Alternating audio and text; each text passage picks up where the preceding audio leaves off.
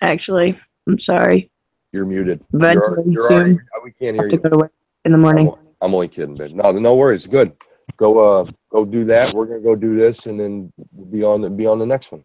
You know how to do. You know how to set it up now, so it won't take that long. You know. No. All right. All right. Have a good night's sleep. Great day tomorrow. Got you for Jack. Toodles. Toodles. Toodle. Toodles.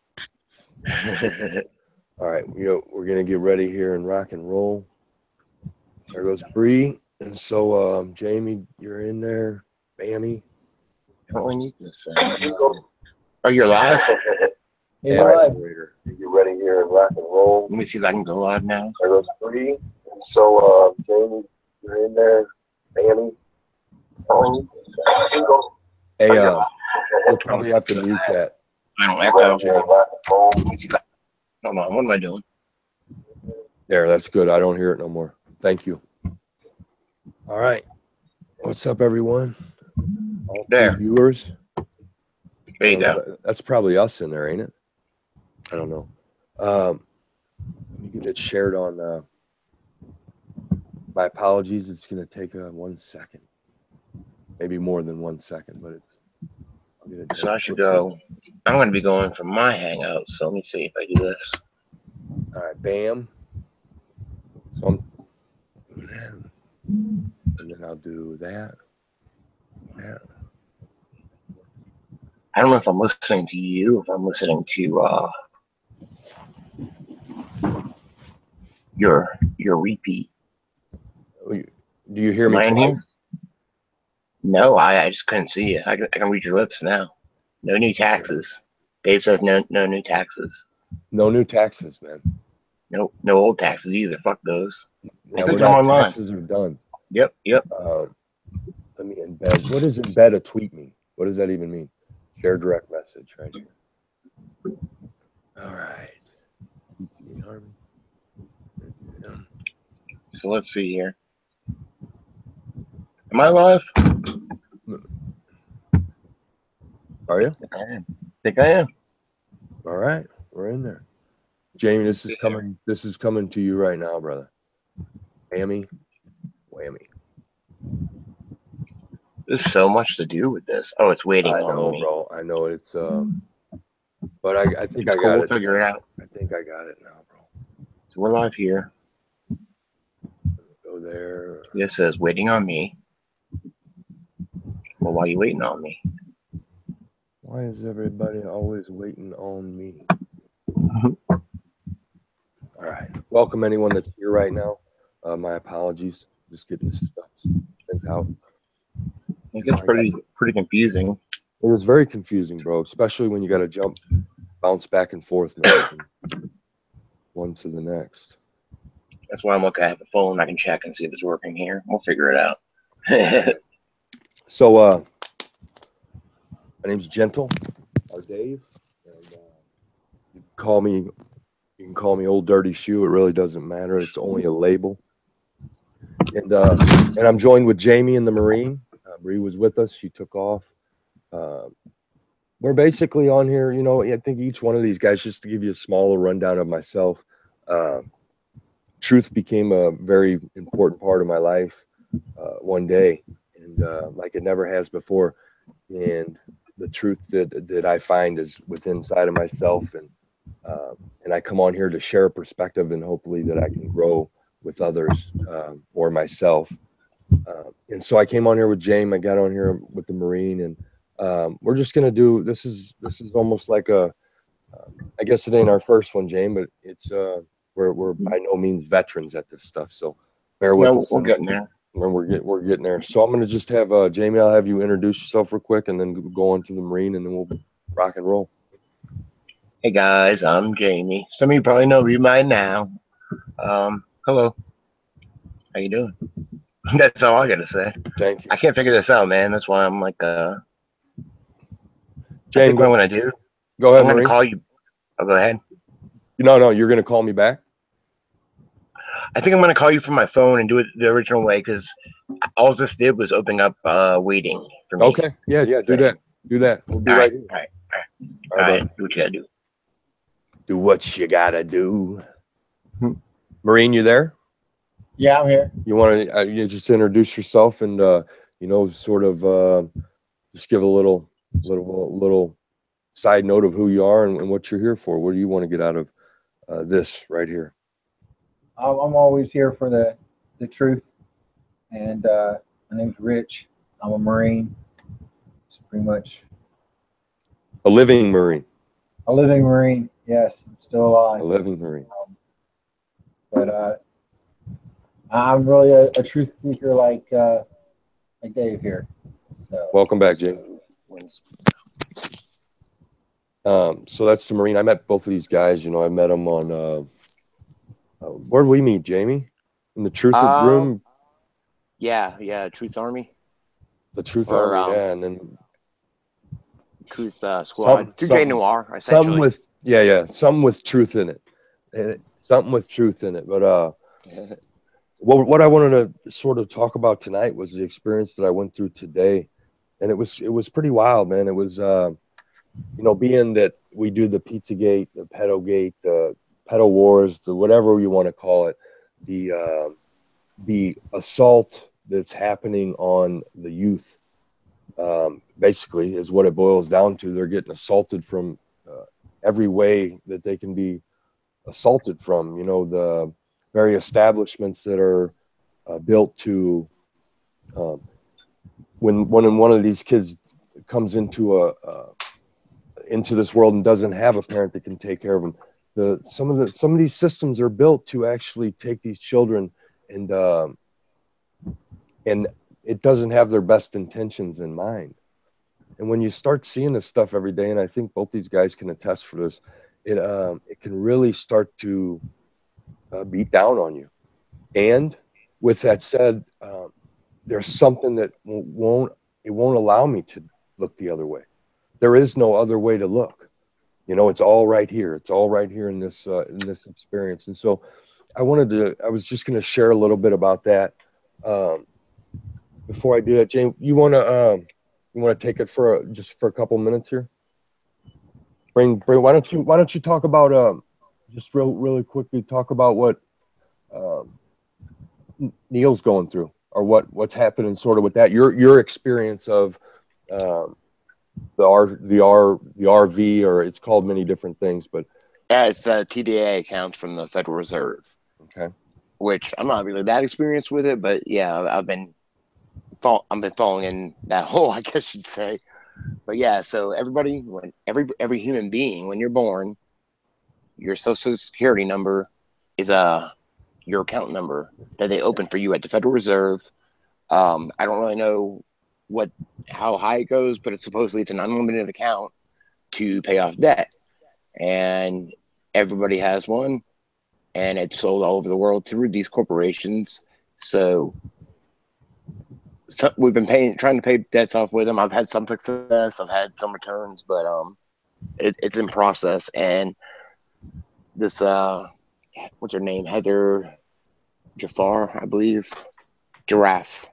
Do you have any? Is she someone you know personally, or is she? No, I don't know her at all. I just actually recently heard of her, but Neil's been going down there every day, and she's she's incarcerated right now over this because she won't verify who she is. Right. Because she's taking it more of like a spiritual thing, which we all know it is. Is that's what's called the straw man? The straw man accounts? Yes. So it's got many different names on it, just like almost everything else does in this world. And so it can be very confusing, and it's meant to be that way. And that's weird. I've said this for a while. Like, why do I'm like, because I work with advertisements, and I work, with cards and stuff, and advertising and pictures and all that stuff. And we try to make our website simple. Because especially nowadays, everybody wants simple. You make it catchy, maybe make you want to do a double take, like, oh, but simple and easy to understand. And every time I have to go to a government-run website, it's confusing, and it starts to get obvious. Like, it just puts you in circles. They just want to confuse you till you give up. Like, I have a drone, and before I could fly it at work, we were trying to figure out the FAA rules and all that. You can't figure it out, and everything's up in the air, and it's all like how you talk. It's backwards, man. Everything. It's almost like that's almost why backwards talk it works. Like the thing they got to where they reverse all of it, and it's like a friggin' language. Yeah. You know, it's like everything is backwards, and you know, it's all built like that. And I think the Marine can attest to how our VA system. You know, he was injured, and so he's been through. He was in Iraq, I believe, but just share a little bit, just a little bit about what you're going through with the VA and your experience with, let's say the people that live around you are supposed to be sort of helping you walk through this, like the lady you spoke to today or the one that left you the message. Yeah, well, like, I could definitely like that with that. The government websites, they're designed to confuse you and make you give up. I mean, today I was trying to find just a phone number to a place that's 2 blocks down the street, and it doesn't exist. You can't Google the number.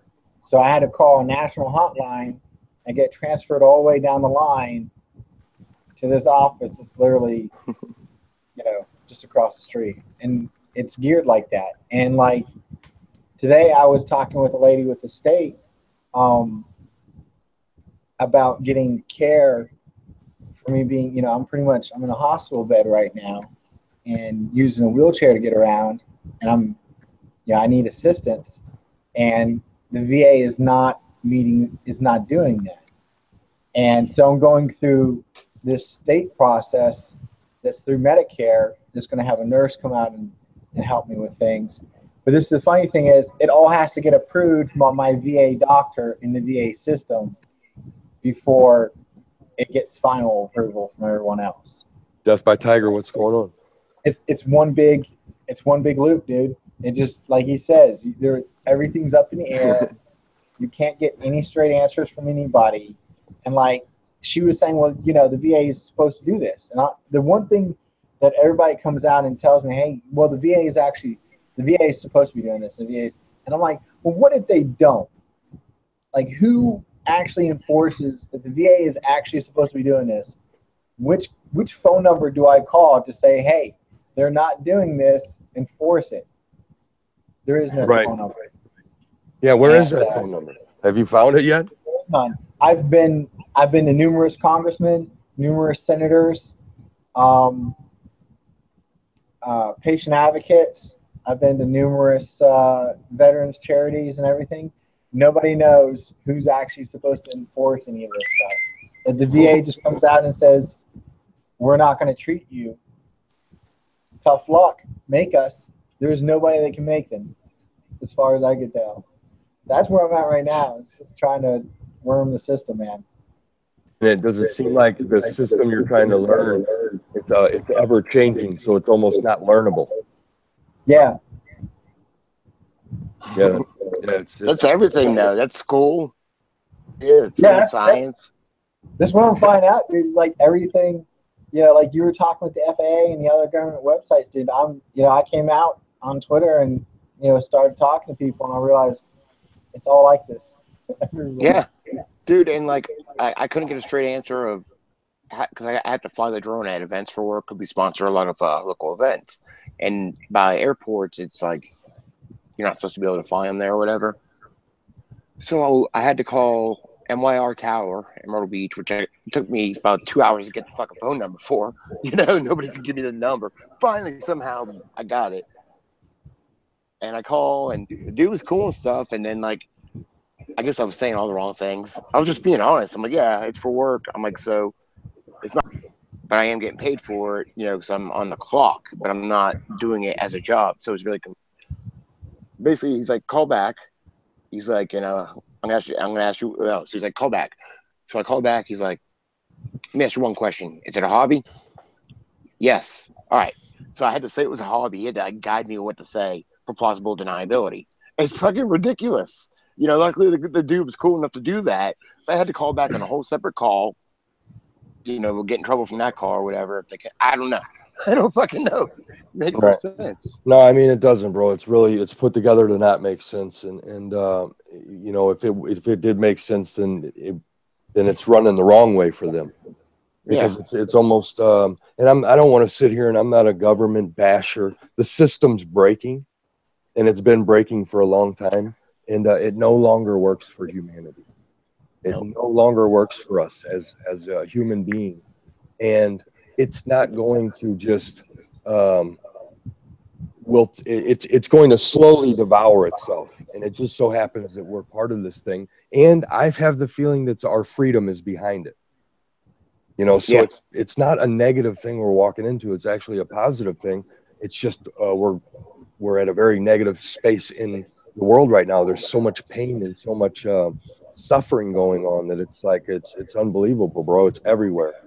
You know, so it's these systems that they got put together, they're all breaking. Medicare, Medicaid, retirement, all that stuff is it's slowly eating itself up because they've just written in too many 98% retirement packages for these politicians, for the rest of their lives, even if they do, it's broke down into some system, but it's an incredible amount that we shouldn't be paying. Every year for them to be, most of them congressmen are literally all millionaires, like 10 times over. Some of them people. Yeah, they are truly the 1%. They're not. They're just the government. They're just the government workers. They're no. Well, if you look at their assets, dude, they've got huge. Like they're getting, their bank accounts have millions, but they have stocks, they have properties, they have. Dude, those people, they have tons of money. Plus, I know. They get free gas for life and free medication, free healthcare for life. No, I don't think they get free healthcare because that big thing was just going on about some of what the insurance company and what I'm talking about. It was in the news. Yeah, well, it's the Federal Employees Health Benefit Program, and there's 8 million other people on it. Like, it's not just Congress. Right. It's as long as you're a federal employee and you're getting a federal check, like you can be on that program.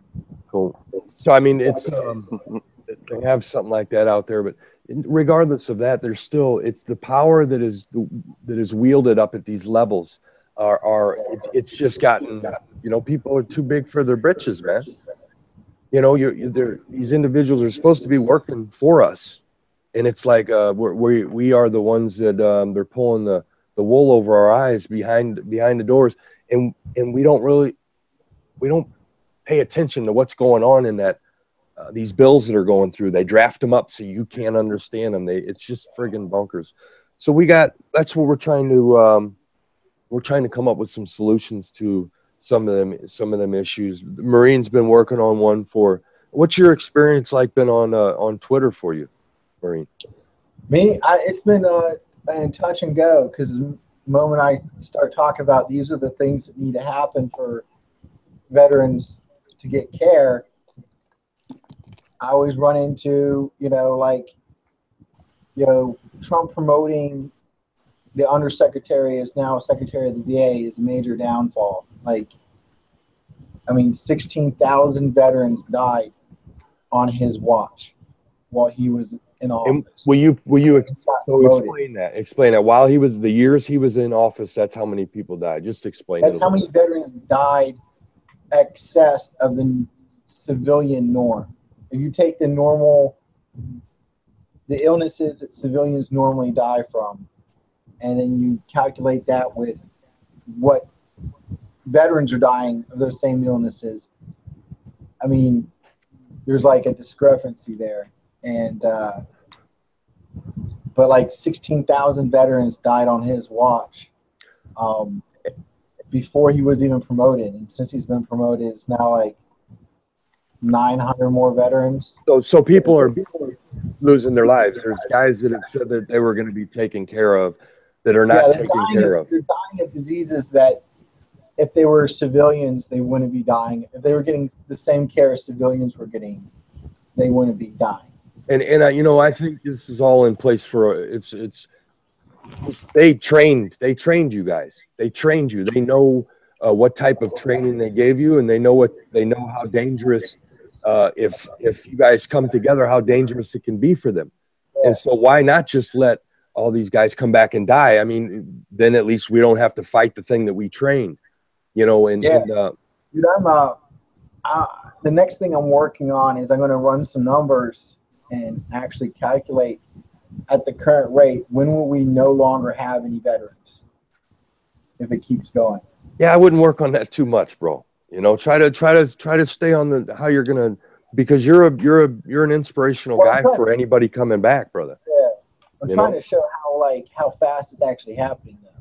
Like, well, 22 a day from suicide, or 26, is it 26 a day from suicide? So that's it's more like 30 now, but they've stopped counting those numbers. That is I would almost put that right up next to the debt counter. You know, we're talking about people that guys that were told all these things, and none of it's happening.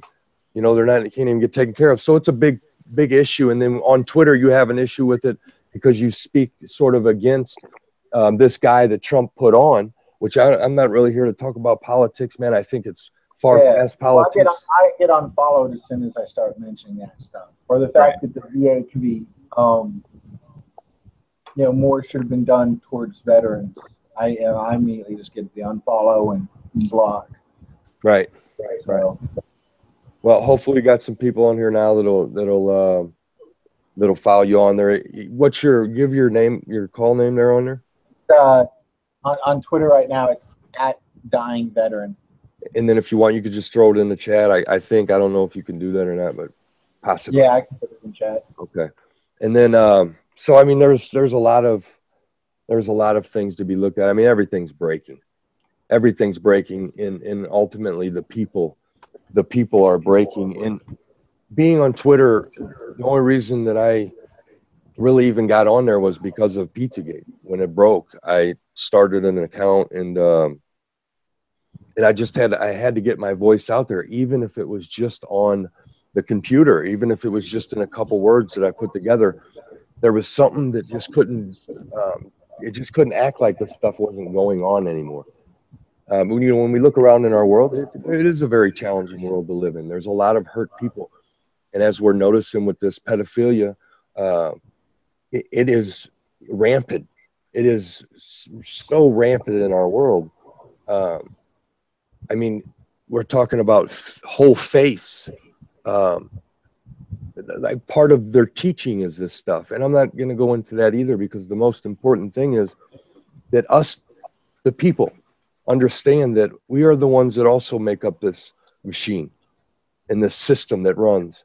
And we are the most important part of this system. It's because it's the very reason the thing's built.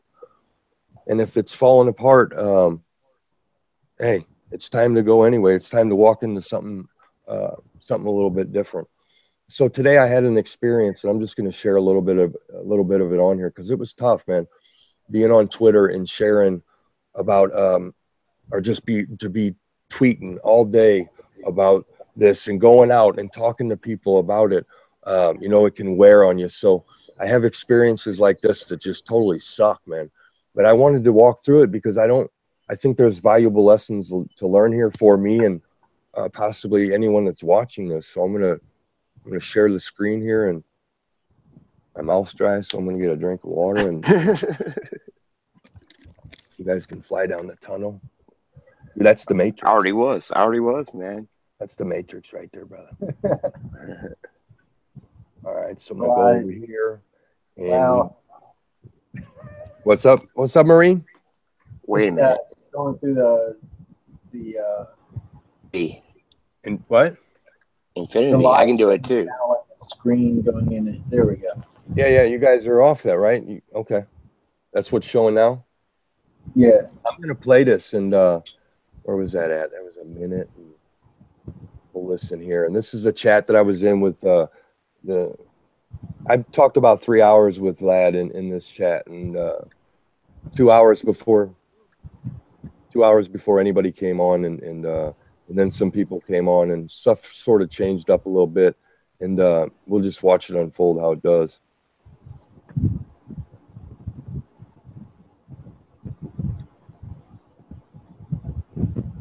How do you do this? Can you guys hear that? What, the rumbling? Rumbling around? If the talking, can you hear that other voice? In my head? Yeah. No, not only that one, but the one that I'm playing what's on my screen right now, and I'm wondering if you can hear the sound. Yeah, we're not hearing it. You're not hearing it? I got lost. I got lost in all these little boxes. So I'm here though. Doughboy. Don't worry. Doughboy, you still on there, brother? Is Doughboy still in there?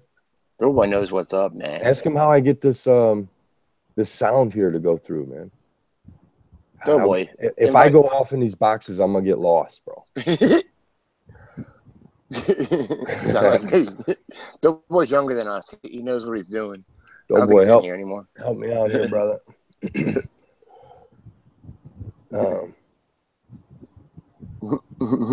go to your settings. Go to my setting. We're at my settings in the YouTube, or my settings in. Okay, go over there, brother. Thank you. What's going on? There. Settings. I'm hopping back from mine to yours and everywhere in between. Hello, everybody. Let me stop sharing this for 1 second. Hi, Carrie. Welcome, everyone. Where at, though? Click on the settings wheel. Okay. I'm on digital drugs right now. Just falling through holes. Click on the settings wheel, and then what?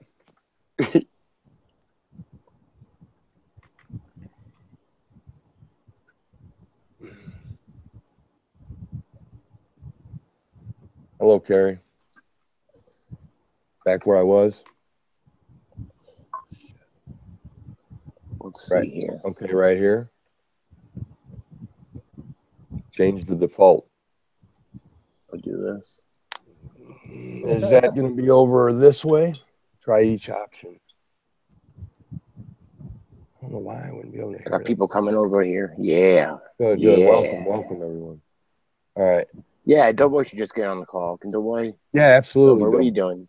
I'll send it to you right now. This? Yeah, you do that. Hey, shoot it to him. Shoot him the like this. Man, you asked me how to do stuff. I just smoked 2 joints. It's just bro. Hold on, man. Let me send this. Hey, I'm honest. No, you brother, I appreciate the honesty. I just smoked 1, so I'm about half as. Yeah. Nah, What's up? What's up, guys? We're over there on we need Doughboy. Doughboy's our savior. We need dough. Because we don't know what we're doing.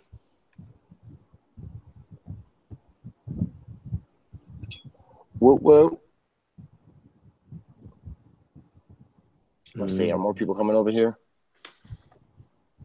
Dude, where is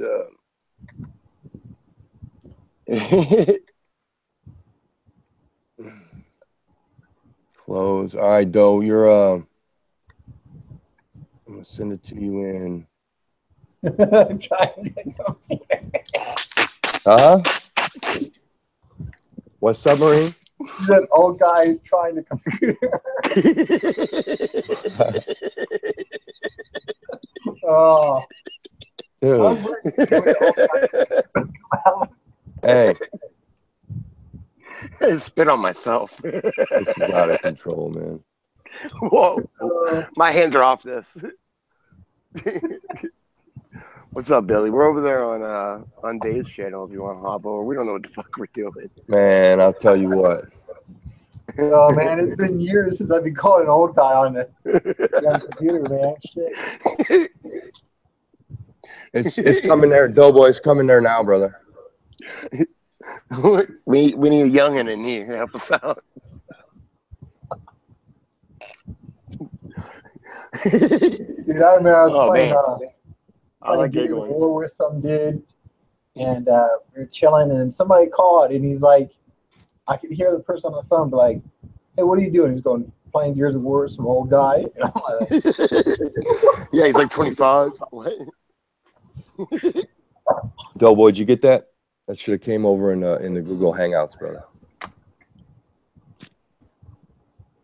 Wow. Don't you feel special? I got a stoner laugh. What are you talking about? It's good to giggle, though. I love giggling. I love giggling. Well, here, while you guys are figuring that out, It's in Google Hangouts. I just sent it to you, though. Go ahead. Go ahead. Zelda tattoo. Yes, I have the Zelda. Yeah. So tomorrow morning, we're trying to get a global meditation. Well, 10 a.m. Eastern Standard Time, global meditation, having to do with Heather Giraffe. It's hard for me to say because it's spelled weird. That's why. Anyway, and the Federal Reserve funds. Sound like a robot in the background.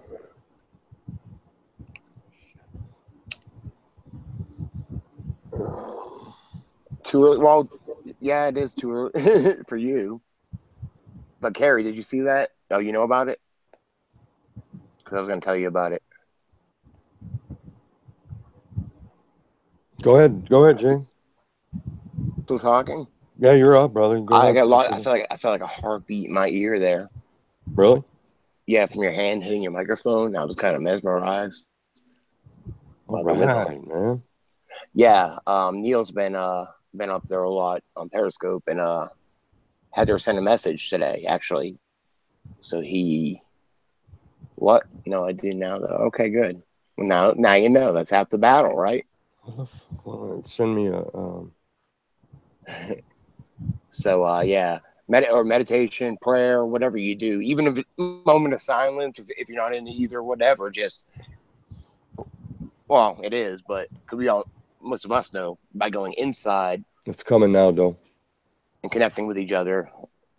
I mean, I've already proven the impossible through meditating many times, and I'm amazed every time.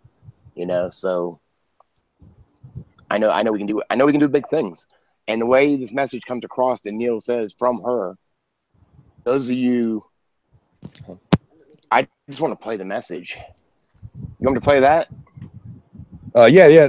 You want me to play the? Yeah. Let's play Neil's thing because it inspired me. It gets a little choppy. No, absolutely. But I apologize to anybody. No, man. No, I'm just trying to figure this thing out, man. And meditation, yes, most of us know it works. I've already told stories about healing myself. Whatever, it gets really crazy to some, but it happens. It's my experience. I can't help it. See, but we're not going to be able to friggin' hear it anyway, bro. Yeah, that's the problem. We're having sound issues. Oh, you know what I mean? So I'm just gonna send this over to Doe. Where are you at in here, bro? Neil's looking cool with those glasses on. Man, he inspires me. I can pick on him a little. Oh, there you are. Okay.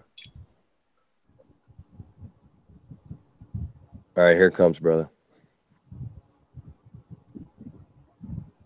Yes, I know Carrie's story. Did you get that?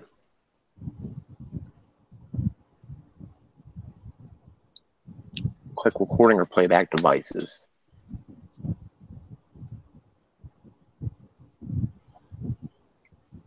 Wow, what she says.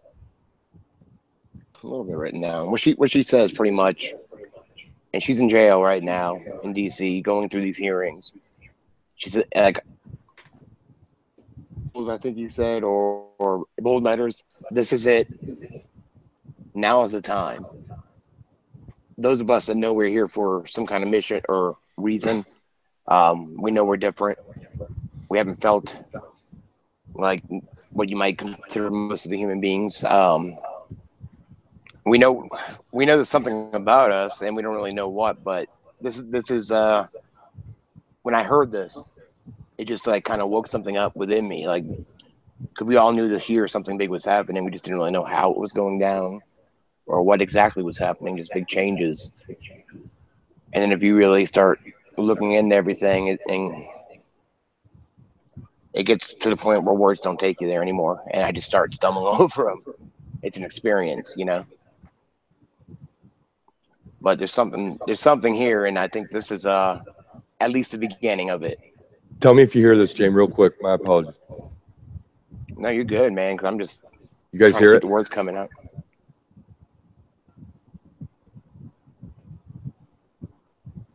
I got nothing. You guys can't hear that? Nope. Shit. Oh. You guys can't hear that? Yo, what's up? Nope. Go boy. How you doing, baby? Oh. What's You up, guys man? can't hear that? Yo, what's up? Nope. Go boy. Oh, you know what? I have my thing on. 1 second. My bad. How you doing, babe? I think I'm tripping. Everything's No, starting to echo. On my bad. Well, no, I like it. It's just weird. All right. So, Chaos, go to do your screen share for me so I can see your screen. I feel it too. Well, Hit present to everyone because I don't think I can see it. There you go.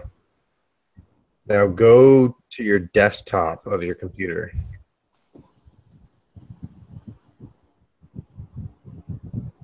Yeah, you can just minimize that. Yeah. So now at the bottom right, there'll be like a little speaker icon. Right click on that and hit, no, actually go back, click out of that. So right click on the thing, hit recording devices. Yeah, it should say like playback and recording, hit recording device. Okay. So now in that empty white space, see how you see like external microphone, internal, line in, and the empty white space, right click. Okay, you have show disabled device. Okay, so you have that. That's right. So left click off of that. That line in. Do you have some type of line in that you use or some type of program that's not plugged in? Go to your playback device. I think. The tab playback right behind recording. If I play it, would you hear it? Would everyone hear it? No, because that's a laptop. Never mind. Only my people would hear it. Okay, yeah. Now right click in there, in that white space. Right click. Okay, you have it show disabled. Is it? Okay, go to Google Hangouts.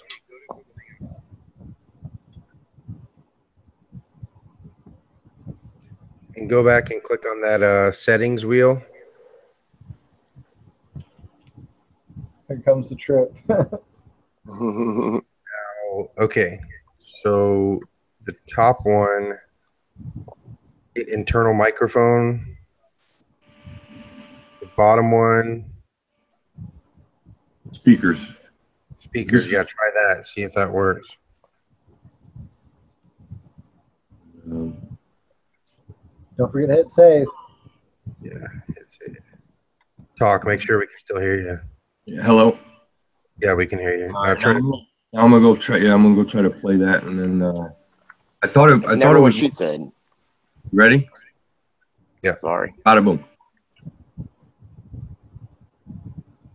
I think stuff is just electric right now, and I'm not the only one feeling that way. You hear it? You got it. Yes. My guy. No, thanks, brother. You're more than welcome to stick around too if you want.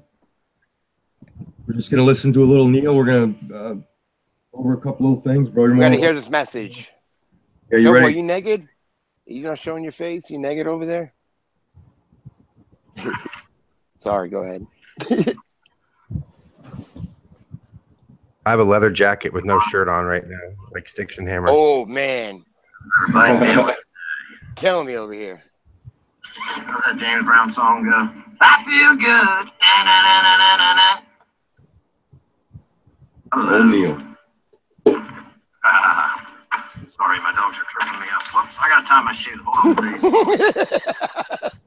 Whammy. Hey, dude, what are you doing? Yeah, I thought a guy was like they're beating him up for something, bro. Because of Pizzagate or something.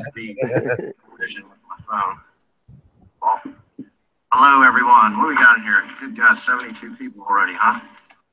Hey, I've got a few things to share with you guys.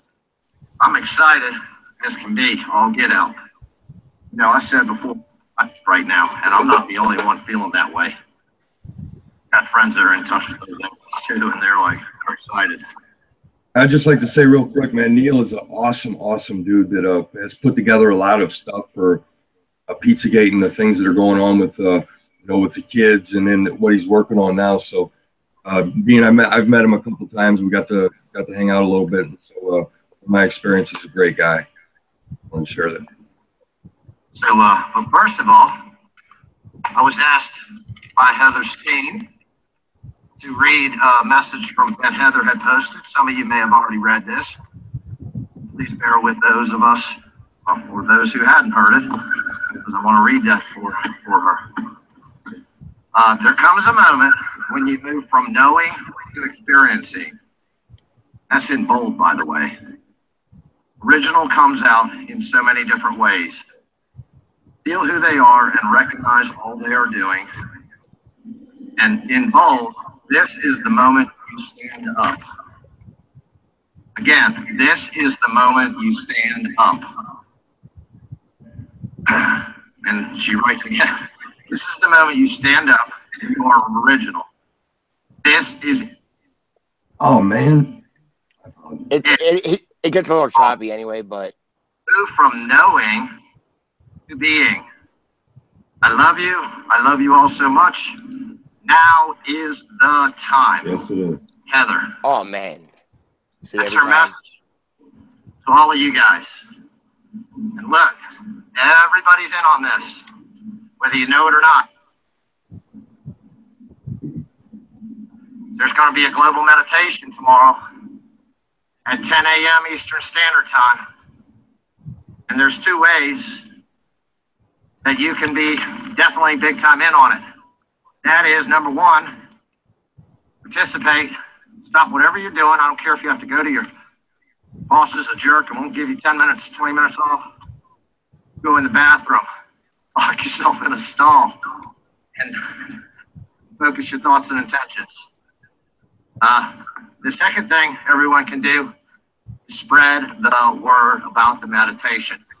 Sophia Love has a meditation that is in the update room posted. If she's watching this, I'd ask that she post it again as a new comment, so it's all the way on the bottom. Jamie, can you post something that he's talking about right now? I can post the name at least. The name. Okay, and the time, yeah. Thank you. And if BZ's watching this, I'd ask that maybe she post this video transmission's over and when I get back to the house, so that it's a guided meditation. I haven't even actually looked at it yet, but it's from Sophia Love. Sophia Love knows what she's doing in this department. We're going to skip forward a little bit. That's fine. James, was there anything else in here that you... I mean, that's the basic message. He just, he gets a little more into it. Like, if you don't meditate, you can pray. He's like, even people that are atheists, and he goes into scientific proof of meditation and people meditating together really making a difference. And I know that too. Oh, you're welcome. Yeah, I wanted to help spread this message because I feel like it's pretty important and significant. So absolutely, it's definitely. I think with Neil speaking about when he emphasized that to spread it, it's because everything's more powerful in numbers. Every one of us are connected. We are connected. And I think that's sort of what our world is going through, is we have so many people that are experiencing suffering in their life, the children, for God's sake, what's happening to them?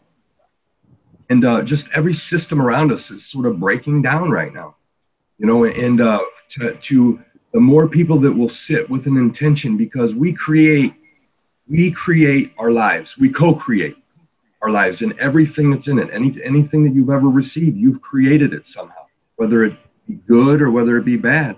And so if we can get together and set an intention to the intention that Neil's speaking of, or just any intention that's in a loving, caring light, with each one of us setting that intention, we will much more likely walk into that experience. And so the more we get to wake up, and this is about waking up, waking up to the fact that we are more than just these meat bags, that we walk around in. You know, this is Dude, he even says that. He says that later on. Does he really? He says meat bag? He's like, we're not just these meat bags. Dude, I mean, seriously. And when he was just talking, spreading Heather's message. Yeah. And honestly, the lights fucking just shot across my head. You know, whatever. I can still see it right there. With the lights? Yeah. It's shininess. I mean, the inside, though. The inside lights that we're predisposed to not talk about when they happen, but they happen. You know, whatever. Absolutely. It's what happens to me. Absolutely, bro. And so with meditation, you know, just know, I would just say quickly what it is to me really quick. It is me watching my thoughts. And after I watch it over time, I get to actually see more and more of them, and then I can let them things go by. And it takes practice. But what it does is it just totally balances you out for whatever you're getting into. I mean, makes you very clear. And so in this awakening process, it's just such an important part of it we're here to find out who we are, who and what we are. And the only way we can do that is to look within inside of ourselves, because it's not outside. The world teaches us that. It's out there. You look out there. It's not out there. It's in there. And so that's how you look in there, is a sitting practice. Joe, did you have anything to add to that, or anybody? Anybody feel free to jump in. No, I mean, I think it's a good thing. You know, I was raised strict Roman Catholic. I left the Catholic faith for numerous amount of reasons, but I'm still a diehard Christian. But I'm more so an unorthodox Christian. Someone called me kind of like blasphemous to a certain degree. Yeah. But it's just because I believe that science and religion coincide. I believe that Buddhism and Christianity coincide a lot. There's a lot of the same teachings, a lot of the same practices. You know, you have prayer and meditation. It's very similar. When someone truly prays, right? I mean, not name of the Father, Son, Holy Spirit. I mean, oh God, please bring me all these good things and blessings. Oh yes, name of the Father, Son. Like, that's not what praying is to me. Right. It's a true spiritual experience, which is what I feel meditation is in Buddhism and those type of things. So yeah, it definitely, and there's a lot of science behind it too. I'll try to find an article. I saw an article a few months ago that was talking about just good thoughts, prayer, meditation, even people that aren't religious in any way or spiritual in any way, just sending good thoughts actually physically changes some type of physical aspect in the world. I don't remember what it was. Let me see if I can pull it up and you guys can keep talking. That brings a story real quick. I don't know if you know of Bruce Lipton or heard of Bruce Lipton, but he writes a book called The Power of. He's a biologist, and what he does is he takes these two cultures. He puts healthy cells in one and unhealthy. And this guy was at the beginning of like the what was the thing that went on cloning? It had to do with cloning, but the blood aspect of it, the DNA. Genome? What is it? The Human Genome Project. I'm not sure. It was like the 60s, but this guy was in on that. He was like one of the main biologists that was in on that, and he wrote a book, Biology of Belief is what it's called. And what he said was, you could take these two cultured cells, these two petri dishes. You could have healthy cells in one and sick in another. You can take a healthy cell and put it over in the sick cells, and that cell will get sick. You can take a sick cell and put it over with the healthy cells, and that cell will get healthy. So what he was proving right there was a lot of this stuff that they say that we have, and it's been passed down, and it's that simple thought that they put in our head back then that continues to possibly have us have that. So he proved that if us five or us four are part of a group, and then there's a sick group, if you bring one of them guys over here, what are we going to do with that guy if he's sick? I'm going to lift him up, man. I'm going to try to get him healthy again, because I like to see human beings, at least have some type of peace in their life. And so that's what does it for me is to lift people up. And so we can get that guy healthy again if we'll only have the patience and just work with them. We have such a sick society right now that it's going to be I can't even think of it. It's mind blowing to even think of how this will be healed, man. You know, and then I know it will be some way, shape, or form. It's gonna be healed. So, yeah, I just want to tell it really quickly if Jamie or Marie. Well, was that me? I'm echoing. I don't hear it, brother. There is a ghost in here. Is there? You are. But it might be. Am I echoing? You're good now. That infinity thing's going in my brain, which it really is kind of in there, isn't it? But anyway, so I was telling Death by Tiger this earlier. I can tell a true story about healing through meditation, and it's what happened to me. I might as well. I said it now, right? So, all right. About 5 years ago, I had something like grow up a little bit, right? I said, "What the?" Jamie, you're cutting out. Yeah, his feed just went out. Who, mine or his? There you are. Okay, so yeah, we heard you had something growing, but we don't know where it was growing or what it was because it was all choppy. Oh, I can go all over the place with this then. Can you still hear me? All right. So my second penis, I mean, all right. Why wouldn't it be? Up my nostril, right? Everyone's echoing. Are we still echoing? Echoing. You might want to try to disconnect and reconnect because it's your connection. We're not getting echo. Really? No, I'm not. It's gone. It's gone. Okay. All right. So your second penis is in your mouth, and it was what? What happened? All right. So true story. True story right here. I love you too. About 5 years ago, my left nostril, which used to be my shooter nostril back in the day, you know what I mean? So I thought it might, yeah, whatever. We don't know what you mean. Continue on, please. So I thought it was a skin tag up in my nostril. It was like a little thing hanging out, but you couldn't see it, you know, but it was up there. I was like, what the fuck is that? So I took scissors and I cut it out, right? It grew back like threefold. And I was like, what the fuck is going on here? I was like, I have a wart up my nose or some shit? That's fucking gross. I put wart remover up there. It burned like a motherfucker. It wasn't a wart. So I looked it up, and it ended up being called nasal polyp. And it grew pretty big. It blocked my whole left nostril, the whole thing. You couldn't see it just looking at me, but if I lifted my head up and like pulled my big ass nose open, you could see it just sitting there right in the back, and I could not breathe through my left nostril, right? Well, I just went about my business for 4 years with it. It sucked, you know, and it hindered my breathing, everything. Well, then I saw something on where did I see it on?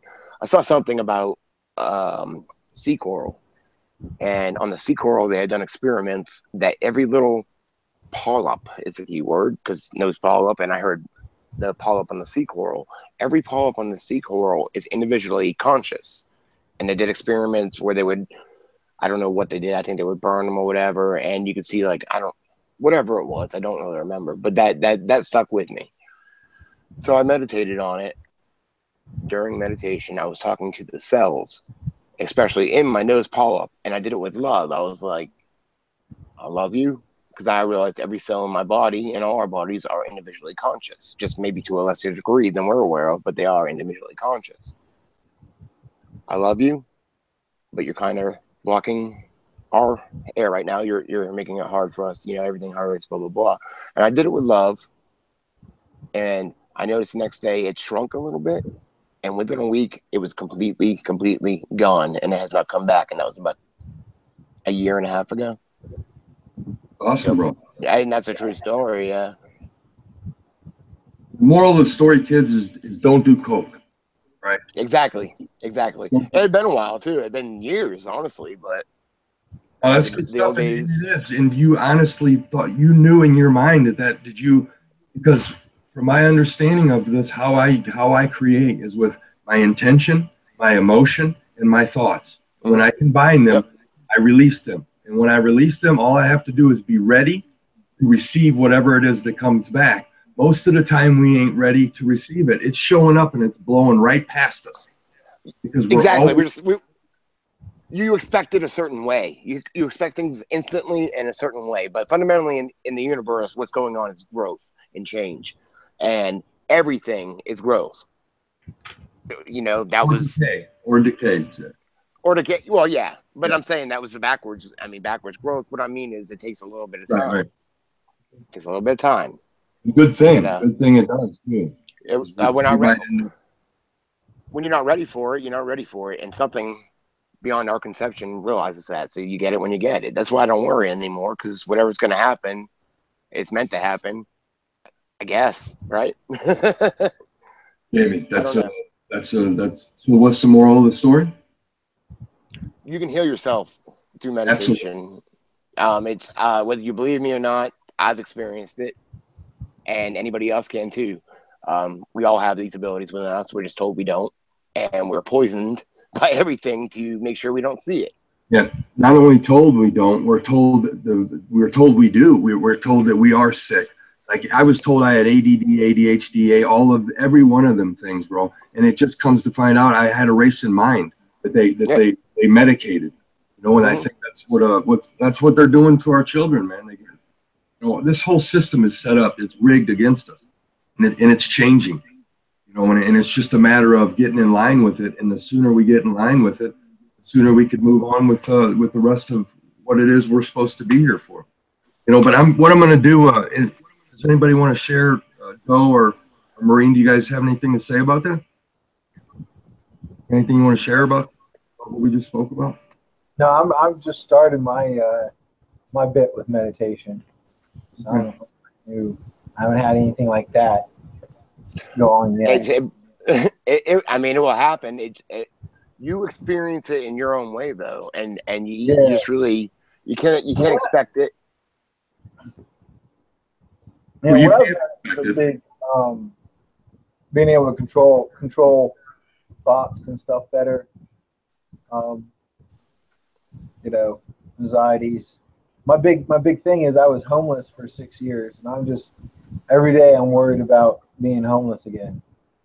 So, like I use the meditation to calm myself down and ease those anxieties. So. Absolutely, bro. Absolutely, that's beautiful. Because that's what it does. It just allows you to see, you know, like you worrying about being homeless every day. The only thing that's going to do is make you homeless again. Yeah. Because it's that energy you're putting into it. You would be better off putting energy into creating something that you weren't going to be homeless with, like a business or something. Then it's not built like this. We're built to see bills come in the mail. Like this is all built to continue to have it way more and more and more and more. And so to be able to step back and just take a breath, man, it really serves. I found mine in a Buddhist temple that I never been in before. I was at the end of a crazy drug run. I had a gun in my mouth, and I was gonna kill myself. And then the thought came back that was a coward's way out, because that's what we used to say when people take their own lives in prison. That is a coward's way out. And that thought right there, it saved my life. Because as soon as I had it, I still, at that point in time, even though I was beat down by drugs, I wasn't a coward. I'm not a coward. I'm a man. And it saved my life. And I was going to go get high again. I drove by a building, and it ended up being a Buddhist temple. I went and knocked on the door. Abbot answered, touched me on my chest. He said, "You're suffering." I said, "Come in." Sat for 2 hours in meditation, hour and 45 minutes in, something broke. There was a pause in the movie like there's never been before. And I was then went on to teach meditation and everything else. And so meditation is just merely sitting with your thoughts. You'll realize that you're not them. And then you'll realize that you're not your emotions. You'll realize you're experiencing all of this. So what am I then? That's the big question, you know. That's where you find it, is inside. That's the only place that you can find it. No one else has your answer. No one else has my answer. Only we have that. We can come together and try to work towards, you know, seeing a different type of world just by simply being a little more kind to each other, you know? Yeah, no, I agree. I think the big issue that I think is when people are I don't know, there's a big stigmatization around being religious, especially religious, let alone spiritual now. There is a new age of spirituality that is coming about, but I think this new age, and I'm not speaking about what you guys are talking about because I believe Buddhism and Christianity intertwine in a lot of ways. But this new age shit, man, like these kids under 20 are practicing, saying that they can become a god themselves or as powerful as any god, or you can rise to these levels. Like, yeah, you can do transcendence. Like, I'm a Christian who believes in 11 dimensions. You're not going to find that a lot. Most Christians don't believe in that. I just think that makes sense. I mean, if you like, I believe in heaven and I believe in hell. I believe we're on the third dimension. I believe the second and the one is more hellish, and I believe if you transcend fourth, fifth, sixth, and that's when you get to heaven, which is similar to Buddhism and things of that sort. What's trippy though is that and I know Death by Tiger asked about light workers, or wanted to talk about that a little bit. You guys can talk about that. But what I think is trippy is that these people, like remote viewing or astral projection or even lucid dreaming, like if you've ever had a dream where you know you're dreaming and you can start taking control of it and doing whatever you want, that is the first stage to astral projection. So you're literally in between, and quantum physicists have been able to prove this. You're literally in between the third and fourth dimension when you're lucid dreaming. And the more you practice that, the more you're able to astral project. Now, what's interesting about this is anyone who says, that's bullshit. Well, go look at, I think it was CIA, not FBI. There are CIA documents about remote viewing and astral projection, and it is 100% true. Without a doubt, it cannot be refuted. I mean, you can say it's not true, but it doesn't mean that it's not true, because the shit's true. There's been studies done on it. And the funny thing is all this info is public. It's out there. But people are willfully ignorant, and they stay willfully ignorant due to the programming that's inside of them. That's why you can tell them, go look it up. But are they going to go home and look it up? No, they're going to dismiss you, and that's really what it comes down to is, and it's not, when I talk about programming, I'm not talking about MK Ultra or anything like that. I'm talking about just the programming that's in society. Yeah, television.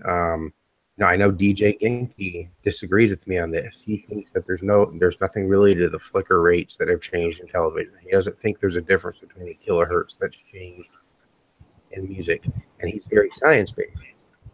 But I think there is, and I also think there's scientific evidence to back that up too, because me being religious doesn't mean I don't prescribe to facts. I want facts too, so yeah, it's definitely, though I can relate to that just because of going over to my mother and father's house. The TV's always on over there, and I could tell a big difference in just a year of going over there and what that TV would do to me. Just the free, I could mute the thing and there was no noise coming out of it, and there's still that thing that's there that is doesn't allow me to pay attention. And I don't want to watch none of the TV, but there's something that's drawing me and opening. Well, it's the frequency opening up that subconscious to take in that programming, and I can feel it as soon as I walk in, more than I ever have before. So that, what is changing? Well, it may be me, it may be both of us, but I definitely feel that too. And that's my experience with it. And you speaking about the ignorance, their willful ignorance, that it perfectly brings me into what I'm going to show, because I got on a hangout today, and I attempt to switch it up and just sort of shock people and with some of the stuff I do, or get people laughing and stuff like that, to try to bring this pedophilia, or this big monster that we have in front of us that's sitting here. So I try to do it with different ways, and I went on this hangout today, and this is sort of the experience that I had right here. It's only about 3 or 4 minutes. So I think my granddaughters, after granddaughters, they have on the same team. We are looking at a mountain of just fruits and I'll call it lies. A mountain full of Morky mix. oh, okay. That's what she's in there. The Morky love is a love Of animals. Sorry, guys. My apologies. Okay. Can you hear me now? Testing. We don't need to hear you test.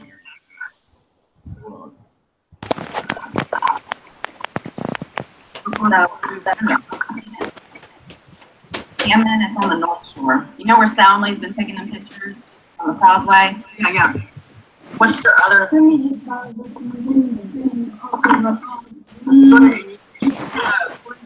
What is going on with this thing, man? Dude,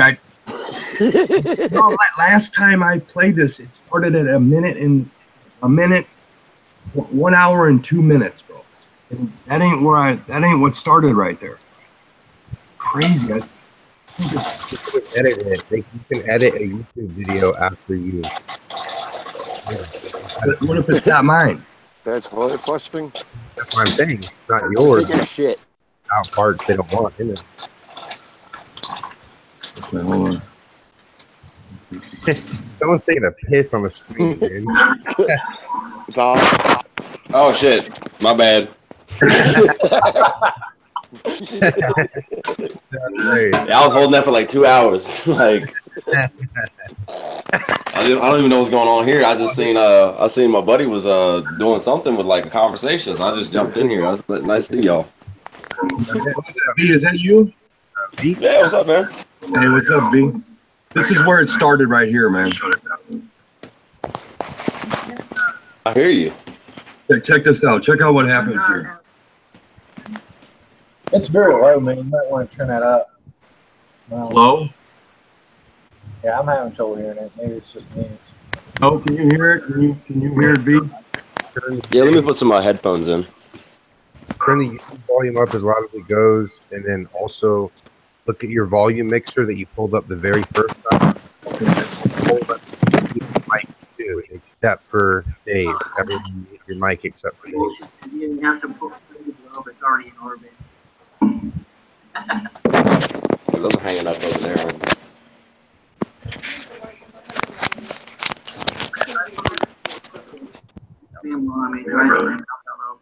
When on that. I have to show the demon hamburger guys cool. That's a shout out to all the vegans. So this is where I got someone I could be like. Now, you know how annoying this can be because I did it on yours. It can be a get in the way a little bit, but listen what they say to me. As soon as he comes back. What does my voice sound like right now? Hey. It just started sounding echoey. It was fine a second ago. Websites that are associated with pedophilia, and I'll put their web. MacGruber and the pedo remover. You look on his site. He's about. So you see, it says warning pedophile website, and then that says Mr. MacGruber, the pedophile remover. That's what the whole Twitter. You're not share screening, right? You're not share screening right now. Holy shit! You guys ain't watching what I'm watching right now. No, we just see you. We hear it, but we don't see it. So yours. Oh my god, man. Oh my. I'm watching you. I'm watching you put some nuts in your mouth or something. No, it's freaking licorice. All right. It's licorice. There you go. Good choice. It better be red. That's what she said. It's red. It is definitely red. Dude, Oh, is that- like licorice tastes so bad. All right. You ready? You guys seeing it now? There we go. Yeah.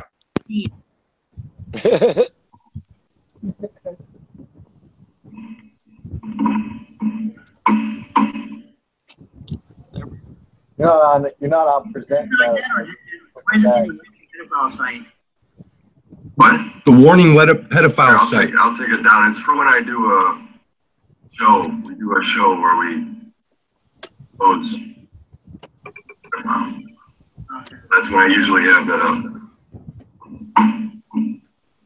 Get down if it's bothering somebody. Yeah, people are tripping out on it. Tripping out on it. It says warning pedophile. Here's what it would say. It would say Nambala. There's usually a website that I put up here. It's called Nambala. Called North American Way Man Love. It's creepy shit. But I put that behind there so when I do these shows, people start learning about what's in their world, like websites like this. They're saying it's not Steam. What is it? Put a link to where it's at. No, hold on, man. I want to get this straight first here right now. Who's got a problem with this saying pedophile website? I don't know why it has it on there. Oh, because I set them out as much as I can. Trump's all drunk. I can tell. A little sloppy today. Must have been that speech. I got to roll a joint. Steve, can you hit present to everyone? Oh, I'm not presenting that. Hold on, bro. No, I apologize. Huh? I don't know what You you're hit that present to everyone for that joint? Yeah. Oh, I'm out of papers. Fuck. Oh, dude, I have like nothing but papers. Hold on. Hold on. Cool. Good job. You guys ready? You guys can, I was like, I'll drop them in the mail. Take a breath. Take a breath. Here we go. Audible. Go to my Twitter and then they'll see all about what I do. Yeah, the same looks at it in context. It looks at it in context. Looks at it. Yeah, because the actual website wasn't on there. I usually have there was a website, but I got to remember. I said, "What's your YouTube?" I type yours in and it's on there. I can put any website behind there as the background. So what I'll do is I'll put different websites that are associated with pedophilia, and then I'll put their website up back while I'm doing the show, and then people can get familiar with this toxic poison that's in their world. Go look at your Nambala. You never look. I don't want to look it up. I don't want to look it up. Do what? I don't want to look it up. I know what it's about. I don't want to look it up. willfully ignorant. Don't look it up, brother. I'm not forcing you. This is where you want to challenge it. I'm speaking like that, like you're not going to look it up. That's fine. I'm not asking you to look it up. It doesn't mean that it's not in your world. It's still here. People look the other way and it shit goes away. I feel the same way about the abortion thing.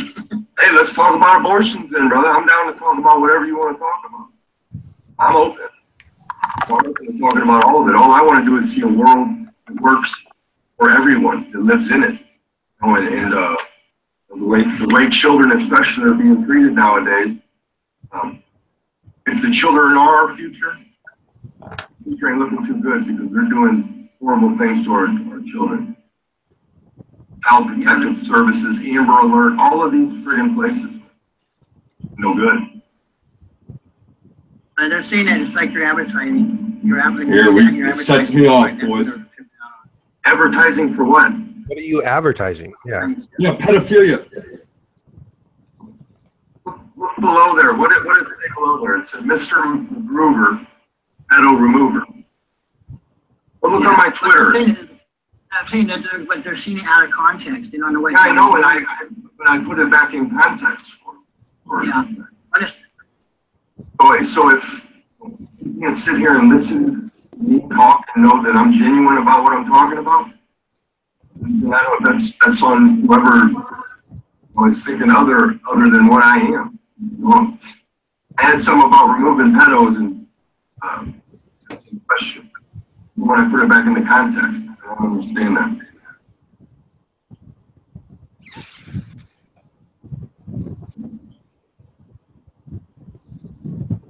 They're getting the wrong idea about you because they're Fuck them then. No, I'm serious, bro. I'm not usually like this. But I spend every waking hour trying to catch pedophiles and people to stop molesting friggin' children out here. So to have whatever idea you want about me, go over to Twitter. I do my work. Listen to this. Don't let them trigger you.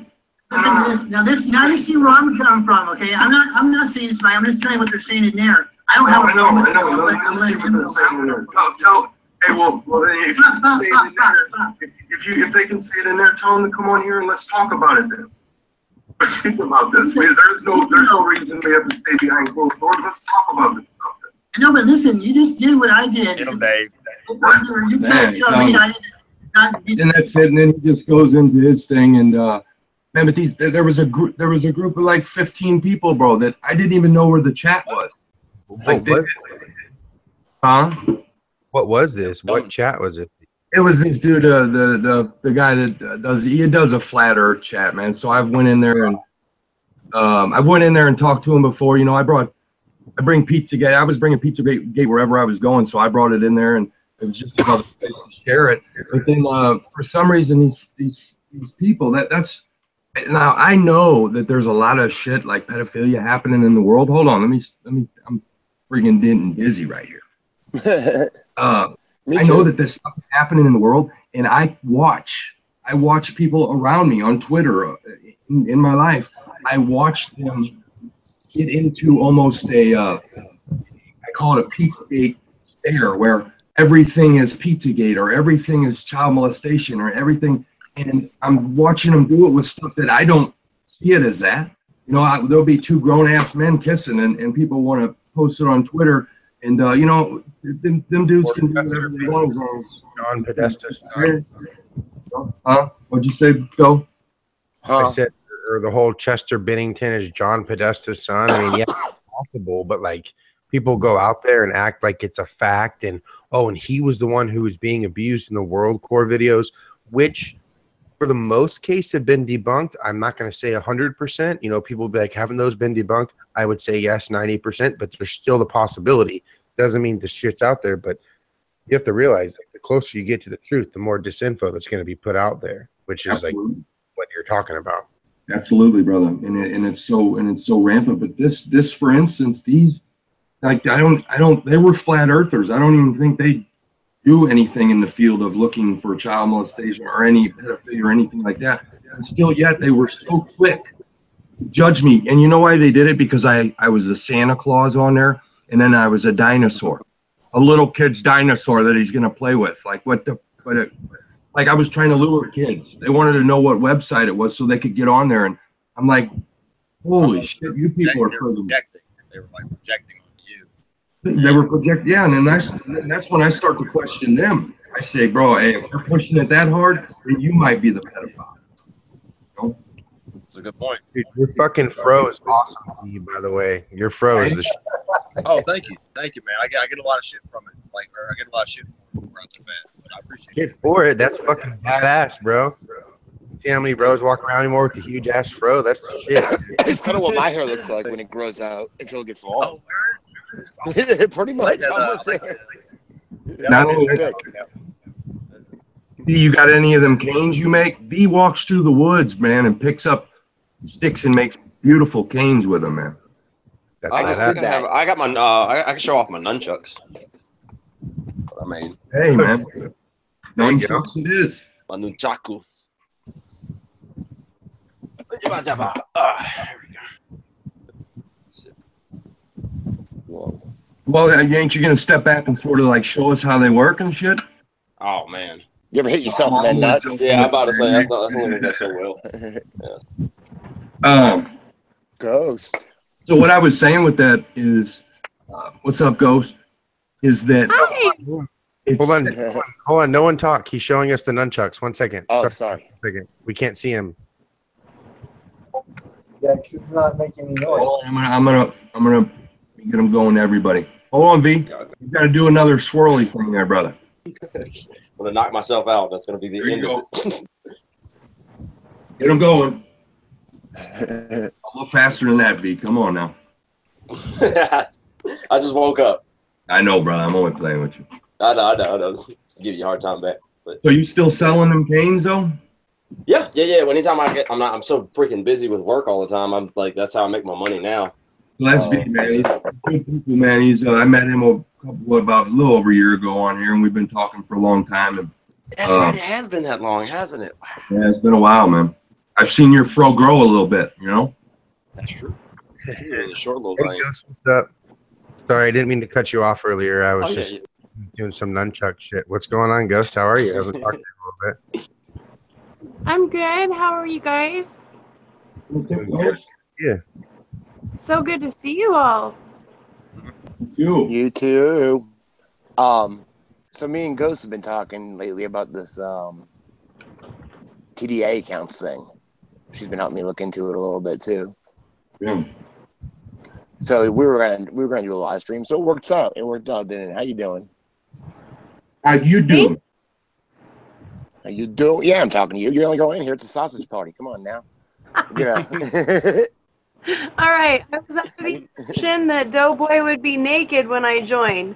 So I'm He was, but he got You dressed. just mentioned that it was a sausage I was party. too slow. I miss everything. Damn it. I was doing the sticks and hammer style, which I love you sticks, by the way. If you ever see it, you're the man. Leather jacket on, and I had the fucking just nothing underneath, you know, but just a leather jacket. It's hot. And I'm the one that's getting beat up by Doughboy talking? people, man. I've never even wore a leather jacket and been but naked, and they're calling me a pedophile. Why am I the Hey, pedophile? I'm not a pedophile, but I've worn a leather jacket. Oh, I'm not saying that no one is. But why me? Why do I take the beating? I have never been naked like that in a long ass leather jacket. Hey, I didn't say long. Not at all. So it was. You can't pin this on me. I will. I'm going to honorably step out of that conversation there and bring in something. Ghost, are you willing to share a little bit about your last video that you did and what it was? The one about California and some of their laws. Are you talking to me? Yeah. Oh, the Attorney General got busted for pedophilia. Laws. Well, you guys know about the quasi-prostitution for children, huh? Yeah. That's what I was talking about. Oh, you're talking about I bet I know what you're talking about, marriage. The marriages, yeah. Yeah, it's not just California. It's not everywhere, but 27 states. Everyone's under the assumption that you have to be 18 to get married, but you don't. A lot of states are 13 and 14 years old, which makes pedophilia okay in the eyes of the law. And there's some states, I believe it was the 27 states, that don't have a floor whatsoever. So there's a 74-year-old married to 14-year-old, a 31-year-old married to 10-year-old. There were several 10-year-olds. And then Wait, hold on. Where is this? I know there's a few states where it's 16, but where is this? I'm in South Carolina. It's probably here. Are you guys ready for this one? What? I don't know if you know my history with our family with it's basically SRA without the S for my sister and I, and my dad went to prison and my sister left. She went to a foster home and she got molested by the priest that was supposed to be in charge of taking care of her, and he ended up running off with a 16-year-old that he was caring for, and he married the 16-year-old. My sister met her boyfriend, and she went to Utah and got married at 14. Why would you want to ruin your life so early? I mean, I ruined mine at 26, but I quickly dissolved that problem. I blame Disney. I don't even think they don't even know that. Like this is coming from older guys that are. I'm seeing a lot of manipulation, a lot of this stuff that's going on. This is not something that I don't even think they're choosing in on this. Yeah, your judgment is not fully formed until you're in your like mid-20s. I'm in my 30s and I have no judgment. What are you talking about? You're not fully know formed exactly yet, how you Jamie? feel, my brother. So. Just kidding, love. Jamie, you're a special case, bro. some of the states, it's either 10 states or 27. I think it's 10 states.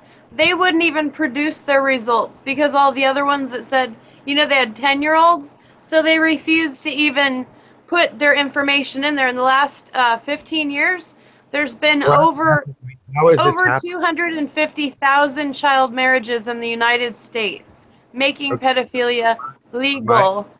My question is here. I know there are states where there are people, and I'm just being devil's advocate because we have to do this. Absolutely. Out there, but there are many states that I've seen like 16, I've seen 15, but let's say there are laws out there in some of these states, because I haven't looked at every state's laws and you've been looking at them. Let's say there's a law where you can do it at 10. How, or these marriages that are off the record, because it sounds like it's a marriage that's off the record and then it gets nullified when they're of age, which it's still 100% wrong and not correct. You're right. But we need to make a decision. Like, is it off the books and they're hiding these marriages, or is no? I think It's 100% legal. Don't a parent's signature have to be attained? 10-year-old where? I've started 15 and but 10 is like, that's fucking nuts. Yeah, absolutely. It's insane. And some have no floor at all. So it could be 2. And in the Talmud, it's 3 years old in 1 day. Talmud? Am I saying that right? Yeah, Talmud or Talmud, either way. Yeah, you have to. We're talking about we're not talking about religions. Yeah, we know Muhammad was a pedophile and shit like that. I'm talking Just about the 3 years old. Oh, that blew my mind. Are these people being married in religions, but the state isn't recognizing it? Because there's no way the states are recognizing 10-year-old marriage. It's the parents' signature. They are. It was like something like 14 or 16. It was a parent. Utah's 14.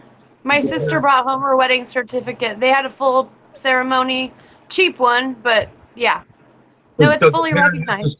Does a parent have to sign if a child's under an age? Yes. A parent has to sign something, right? There's 2 different stipulations. One is absolutely a parent signature, and then the other is if the child is impregnated, which could be by the father, and you know he could get her to marry the neighbor boy and just say it's his. Hey, I'm like completely lost here. There's a whole bunch of like. Wouldn't that break of statutory laws because they're not married?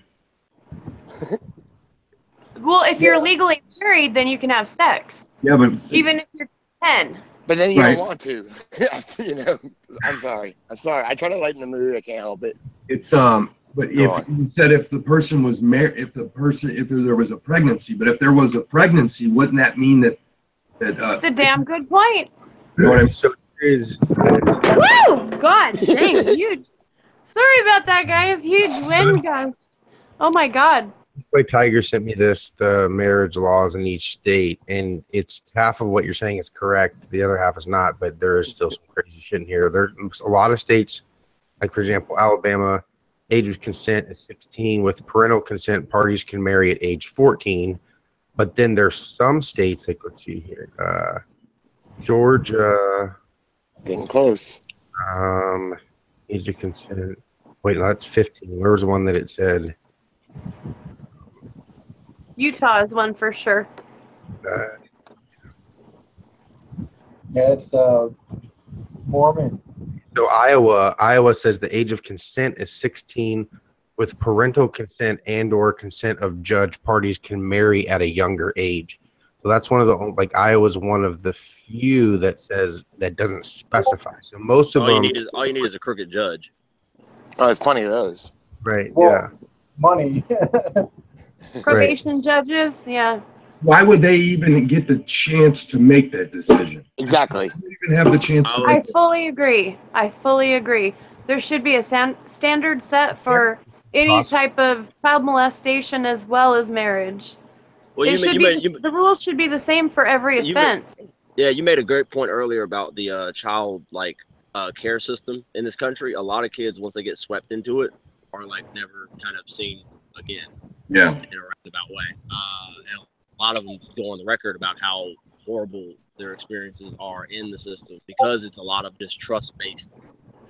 You know what I mean? Like, oh, well, now that they're being taken care of by the state, everything. Sorry.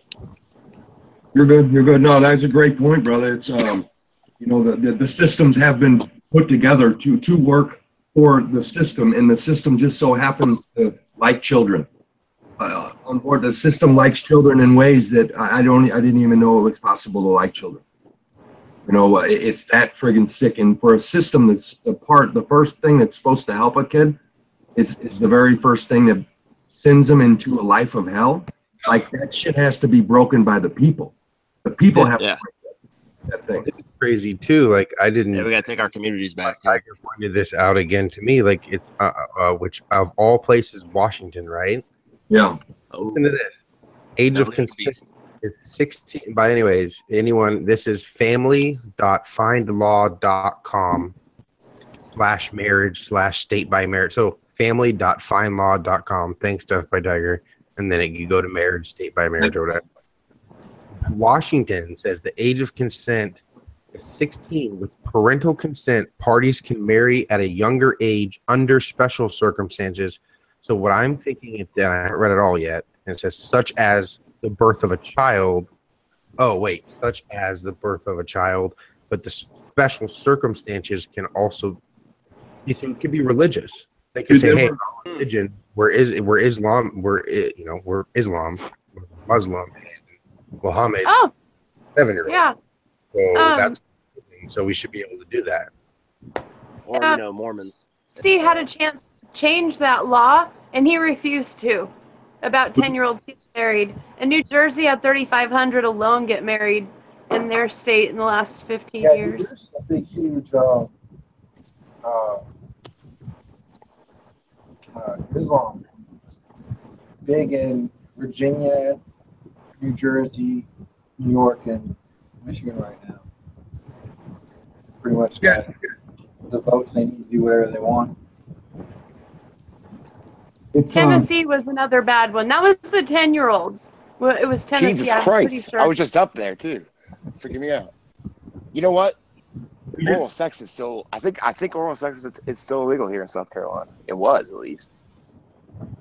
I think spitting on the sidewalk is illegal in one of our towns here locally. Chewing gum and walking on the sidewalk at the same time is illegal in one of the states. The one thing that happened. But hold on, we don't want to. Okay. Yeah. So yes. No, I believe it correct. But it's an old law that chewing on the gum. I understand you illustrate like the hypocrisy of it, but I want to know that you probably won't be arrested for actually doing that. But yes, it is law. You never know, man. They could. It depends on they have something against you. The thing that happens here in St. Louis, man, is how they're trying to. You have a straight a bucket of pedo, just straight 100% pedo. That's some nasty shit. And if they throw a little bit of water in there, it sort of cuts it, and they keep on cutting it. They're cutting it by doing stuff like in St. Louis, if you get caught pissing in the city limits, you're on a sex offender registry for the rest of your life. In the city limits. Heard of that. I think that's everywhere, isn't it? I thought. No, it's I know both in St. Louis that it's in. Corey Steele in the chat. Corey Steele in the chat says every 6-year-old should know how to handle a knife.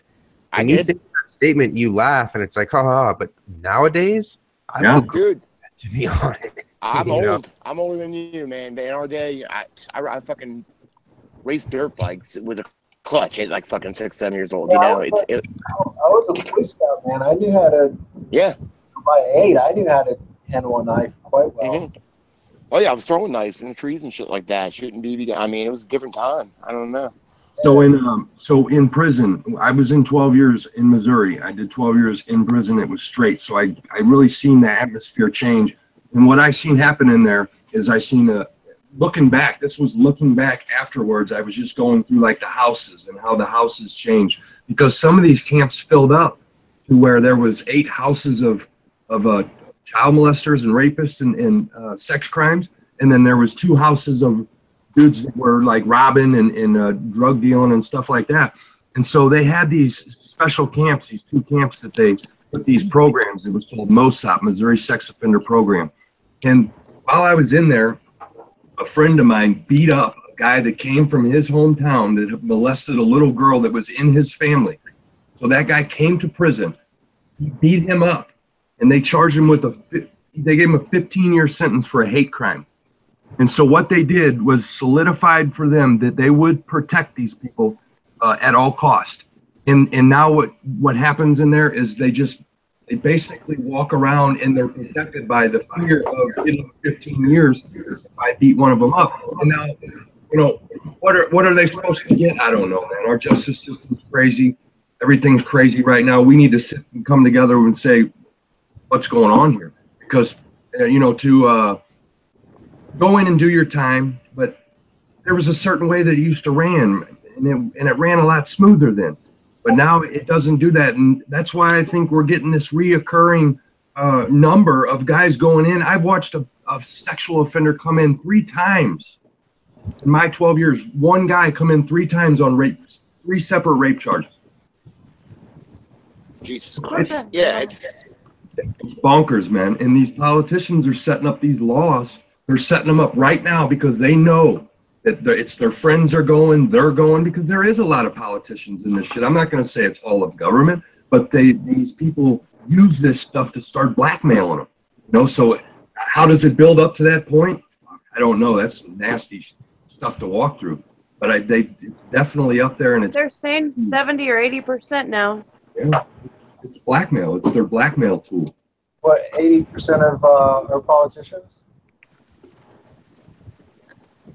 Yeah, supposedly 80% of politicians.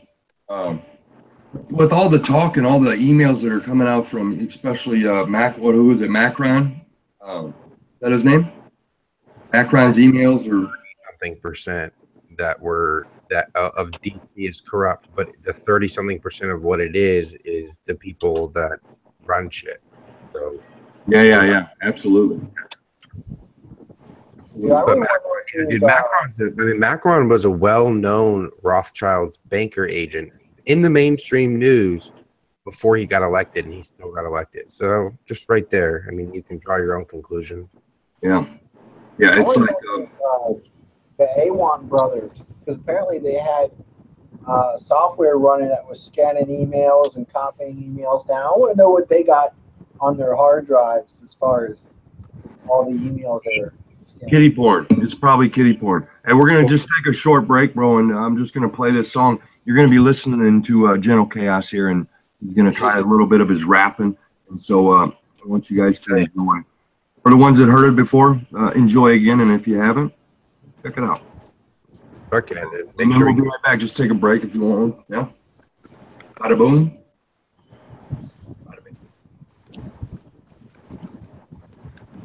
Music will start in 5.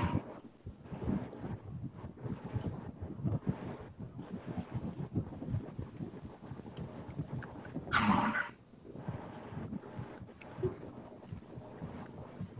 Doughboy? Love is the truth from my mind. It's a spiritual transmutation we're facing. No longer infected, subjective, mankind mass manipulation. All signs point to the end times. Hasta luego, good riddance. 13 family bloodlines, Illuminati amputation, New World Order operation in every nation, hopping and skipping, multi-dimensional tripping. When I delete the elite, both middle fingers flipping. No, my insanity projected on humanity. Unfoldment of human evolution is an illusion. Become conscious. You begin where your skin ends. Face empty space, no time and light bends. Foregone conclusion concluded. Stand up, saluted. There's a simple solution.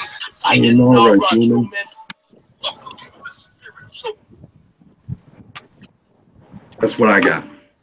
Yeah. That's what I bring to the world, I guess, yo. Don't everybody. Oh, thanks, Jay. My guy. Yay! Hey, there it is. I do, man. No, it was the whole time, but I love you, you know. It was another way to just reach people, man. Mm-hmm. The many nights I sat here and I felt like it was hopeless for me because it was like I couldn't reach no one with what I was talking about, and that was just another way, man. You know? Yeah. Well, I became a rapper, you know? What do you do? That's what you do. You use Keep the my drums instead of. I will keep my beats on the street, bro. You get into rap nowadays, you'll probably be turned into a homosexual. Huh? Our whole rap game, the whole, like, you haven't seen some of the stuff that's going on up there. I got a dude that's a producer that talks about it. You know, like there's a gay agenda, and I don't have nothing against anybody who chooses that in their life. It's I have a good friends of mine that are choose to be with someone of the same sex, and I don't knock it. I'm not down with it myself. But I don't knock it. And with that said, there is a gay agenda. What better population control than to have everybody sleeping with the same sex? You know, I could say a few things about that. You guys may not agree or whatever, but doesn't matter. That's it makes it wrong, but I've noticed a trend. This is gonna sound really bad, but you guys kind of know me anyway, so what the fuck? I follow porn. No, you don't. A little bit. Would you say you follow porn? I followed the trends in porn, just, you know, for analytical purposes specifically, only, you know. A lot of incest nowadays, huh? There's a lot, but I've noticed it started with Asian persuasion, and then it became like you're a nobody unless you've had sex with an Asian woman. What about and then when Asian? Does that count? When it started changing, though, when I started really noticing conditioning, though, is when it went to anal sex. If you're not having anal sex, then with a woman. No, I know. It's if you're gross. I'm not into it personally, you know. Right. Well, I'm just saying, though, you know, if you're not into that, or if, you know, I hate to sound vulgar, but they show the close-ups of the regular way, and then they switch it up, and then they switch it back. You know what I'm saying? Yeah. No more they'll analytics. go back and forth. Lady. No more analytics. But then they've also thrown in, you know, the Catholic schoolgirls and all the other crap or whatever. But everybody's getting so much younger, and then it's like there's a pattern to where it's almost making men uncomfortable, I noticed, to where they feel like they have to do the anal sex, and then they get used to anal sex, and then it's almost to the point where I think that it would be so easy to transfer from female anal sex to male anal sex that they just kind of, it seems like a very easy transition to me. You know what I'm saying? I would agree with that. I mean, the reason why porn's out there and shit is to sensitize people and stuff like that. But you could make that same argument with a shaved vagina. You could be like, oh, it's to make it look like a little girl. I was thinking that same exact thing. So, but yeah, I feel like, horrible unless I've had a Brazilian. Me too. Absolutely. And then men, they began doing it too. I can tell you, feminizing. From standpoint, like, I think I understand what you're saying. I don't think the anal sex thing is the best example, but I understand what you're saying in the perversion of the porn and what they're trying to normalize it to. That's why I related it to, like, I'll tell you, like, I don't have a problem with anal. I prefer vagina over anal, not to get too graphic, but either way. That's their own. My brother's all about it. Personally, but at the same time, like, at the same time, like, I like a trimmed or clean shaven, you know, vagina. But that doesn't mean I'm a pedophile. But I can see what you're saying, where they've kind of tried to condition people to do those things. I just want to make it clear that shaved vaginas or anal sex doesn't mean you're a pedophile. Right. You know what I mean? I know what you're saying. No, it just seems like they're like promoting something to get us used to it. And now it's to the point the men are also shaving, and it's... Hey, I do it because it makes you look bigger, all right? Huh? It makes you look bigger. That's why I do it. Jamie's got a very good point. We'll just let him... That's it's correct. The truth is, I know it. And we'll step off of this and we'll step into something a little more... I didn't start it, is all I'm going to say. I would like to bring up that lucid dreaming again. That was really, bring it up, please. Let's do that. Is Doughboy still here? Yeah. Yeah, I'm still here. My bad, Still dude. with us. I wasn't trying to. Yeah, dude, I was wondering because like that's something I actually do on a regular. Is I actually know that I'm dreaming. Right. And you're talking about that's one step for what? I didn't catch all that you were talking about earlier. So that's the next step to what they call like astral projection. It's the very beginning stages of astral projection or remote viewing. Like when people say they can take themselves out of body and go somewhere else and view real life things.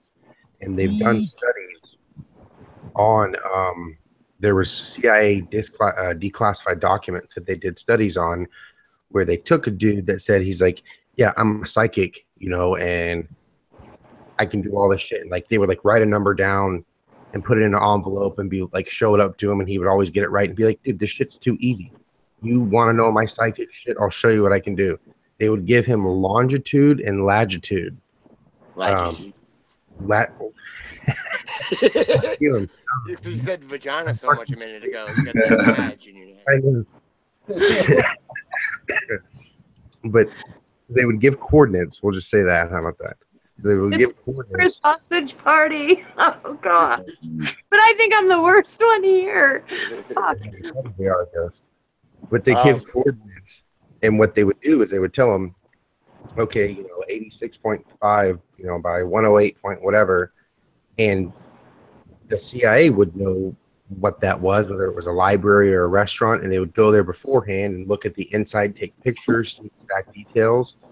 And this gentleman was actually able to tell them, oh, there's 6 bookshelves here, the talk bookshelf. There's like some of these books, some of these books, some of these books, and it was exactly dead on. And this is a declassified government document. Is it the same dude that went to Mars, or is it? I know that this was released in there too. I'm not sure. I know it was something in the 70s or 80s, I believe, or it might have been late 60s. Yeah, it was. I'd have It was the 60s. And that's how you upgrade from lucid dreaming to. Honestly, I mean, you can do that. My warning would be, I've talked to people about this recently, like, when you do that, there's books out there about astral projection, which is ASTRAL, or remote viewing. There's books, there's videos, there's guides on how to do it.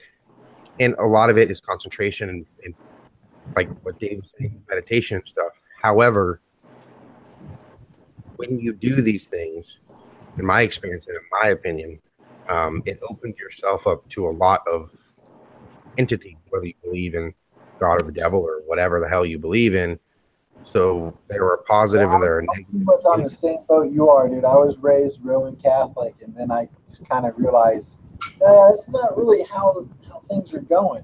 So, right, yeah, for sure. Yeah, like I'm still Christian, but like I just don't believe in the infallibility of the Pope. Like he doesn't have some divine authority. I don't believe. Yeah. And the Vatican is chosen. Creepy stories about the National Shrine in D.C., man. Oh, no shit. I'm back Well, now. like, Sorry about that, y'all. Them tearing down shrines to put in money counting machines. Oh shit. Yeah, they tore down. There's a shrine of the Virgin Mary and Jesus after he'd been on the cross or something like that. And they tore the entire shrine down and put in like Vegas money counting machines. And you'll see a bag of money come in, a cart of money come in before the crypt mass on Sunday, and then like it go into the money counting room, and then the identical cart will come out, and instead of bags, it's now metal boxes with padlocks, and it says diplomatic property, Vatican City, and it's going out of Dallas, it's going out of Washington International Airport or Dulles International Airport. I believe it. Yeah, no, I believe it because the Vatican, if you look at, and if you, the research that I've done, you have 3 points on the triangle for the NWO, New World Order, One World Government. You have the Vatican, which has been chosen as the one world religion, which, by the way, if you look into it, most Roman Catholics and the higher ups are actually more Satanist or Luciferians. There have been reported and documented satanic masses in the Vatican for the past 15 to 20, 25 years. People just don't hear about it much because it has a whole fucking big wall around it, right? Even though they say, hey, you don't need to take refuge. Yeah, there's what, 600 years of catacombs on here? Even though it's going to be the one world religion, and that's what they've decided, it's going to be Satanism guised as Catholicism. And in my personal, this is my personal belief, a lot of people will disagree with. I think they went after the Catholic religion because at one point in time, it was the strongest and it was the most holiest. That's my personal belief. I think that's why it was chosen to be infiltrated, but that doesn't change the fact that I'm no longer Catholic because of that. That's why I'm no longer Catholic and I'm just Christian. But then you have, on the other point, you have Israel, and then the other point of the triangle, you have like Saudi Arabia, Qatar, and like USA basically just does what Israel say, and then Saudi Arabia does basically what China says, and vice versa a little bit too. So there's really only 3 points of the New World Order, and it's the two big financiers, Israel and Saudi Arabia and Qatar, and the United States doing a bunch of war shit, and then the Vatican. So that's the conclusion I've come to. Yeah, I think one thing people don't realize is that when you put money in that basket, it goes in a bag, and then it goes all the way to the nearest shrine and gets sent to the Vatican. There's nobody there sitting going quarter. There's no track of the money. It's all right. You know where the fuck it goes. That Pope wants his shit. He wants his shit now. And this is, by the way, if anyone's still, I mean, you would know this, Cherno, like it's, he's the first Jesuit Pope as well, and there's really actually not supposed to be Jesuit popes, even though I don't even believe there should be a Pope. The Pope and the figurehead of being the figurehead of the church, and that only he can speak to God in that throne that he can fucking sit in and shit. Like, there's nothing in the Bible that says that, so I don't even believe in the Pope as a head figure in the first place. But with that being said, Jesuits have been known to do shady ass shit and Luciferianism type of stuff, and the first Pope that we're never supposed to have as a Jesuit is this current Pope, and you see him now like saying complete opposite of what when I was raised Catholic, that's why I'm not Catholic anymore. Yeah, but Can I tell you something funny? Yes. Please hit us with something funny, Go. Huh? Hit us with something funny. Give us something funny. Oh, I think I've mentioned this before. Whoops. He disappeared. What happened? Magic. All right. So I think I mentioned this before that Doughboy looks like my late husband, right? I don't know. I think he looks like a white ice cube. Ice cube. That's what you remind me of, like a white ice cube. Your eyebrows. I think it's your eyebrows. And your beard. Your sexy. Is he still here? Yeah. He's hiding. I don't see him. Fish, what's up? Before Jamie rudely interrupts you with your funny, Ghost, please continue. Oh no, it's okay. It just every time I see him, I always see my ex. It's so funny. But anyway, he used to be in a band called Jesuit Heresy, and it's just trippy. Oh, that's fucking weird as fuck. Your late husband, you said? Or Doughboy, you were in a band called Heresy? No, I look like her late husband that was in a band called Jesuit Heresy. Okay. Yeah. He was a bass player.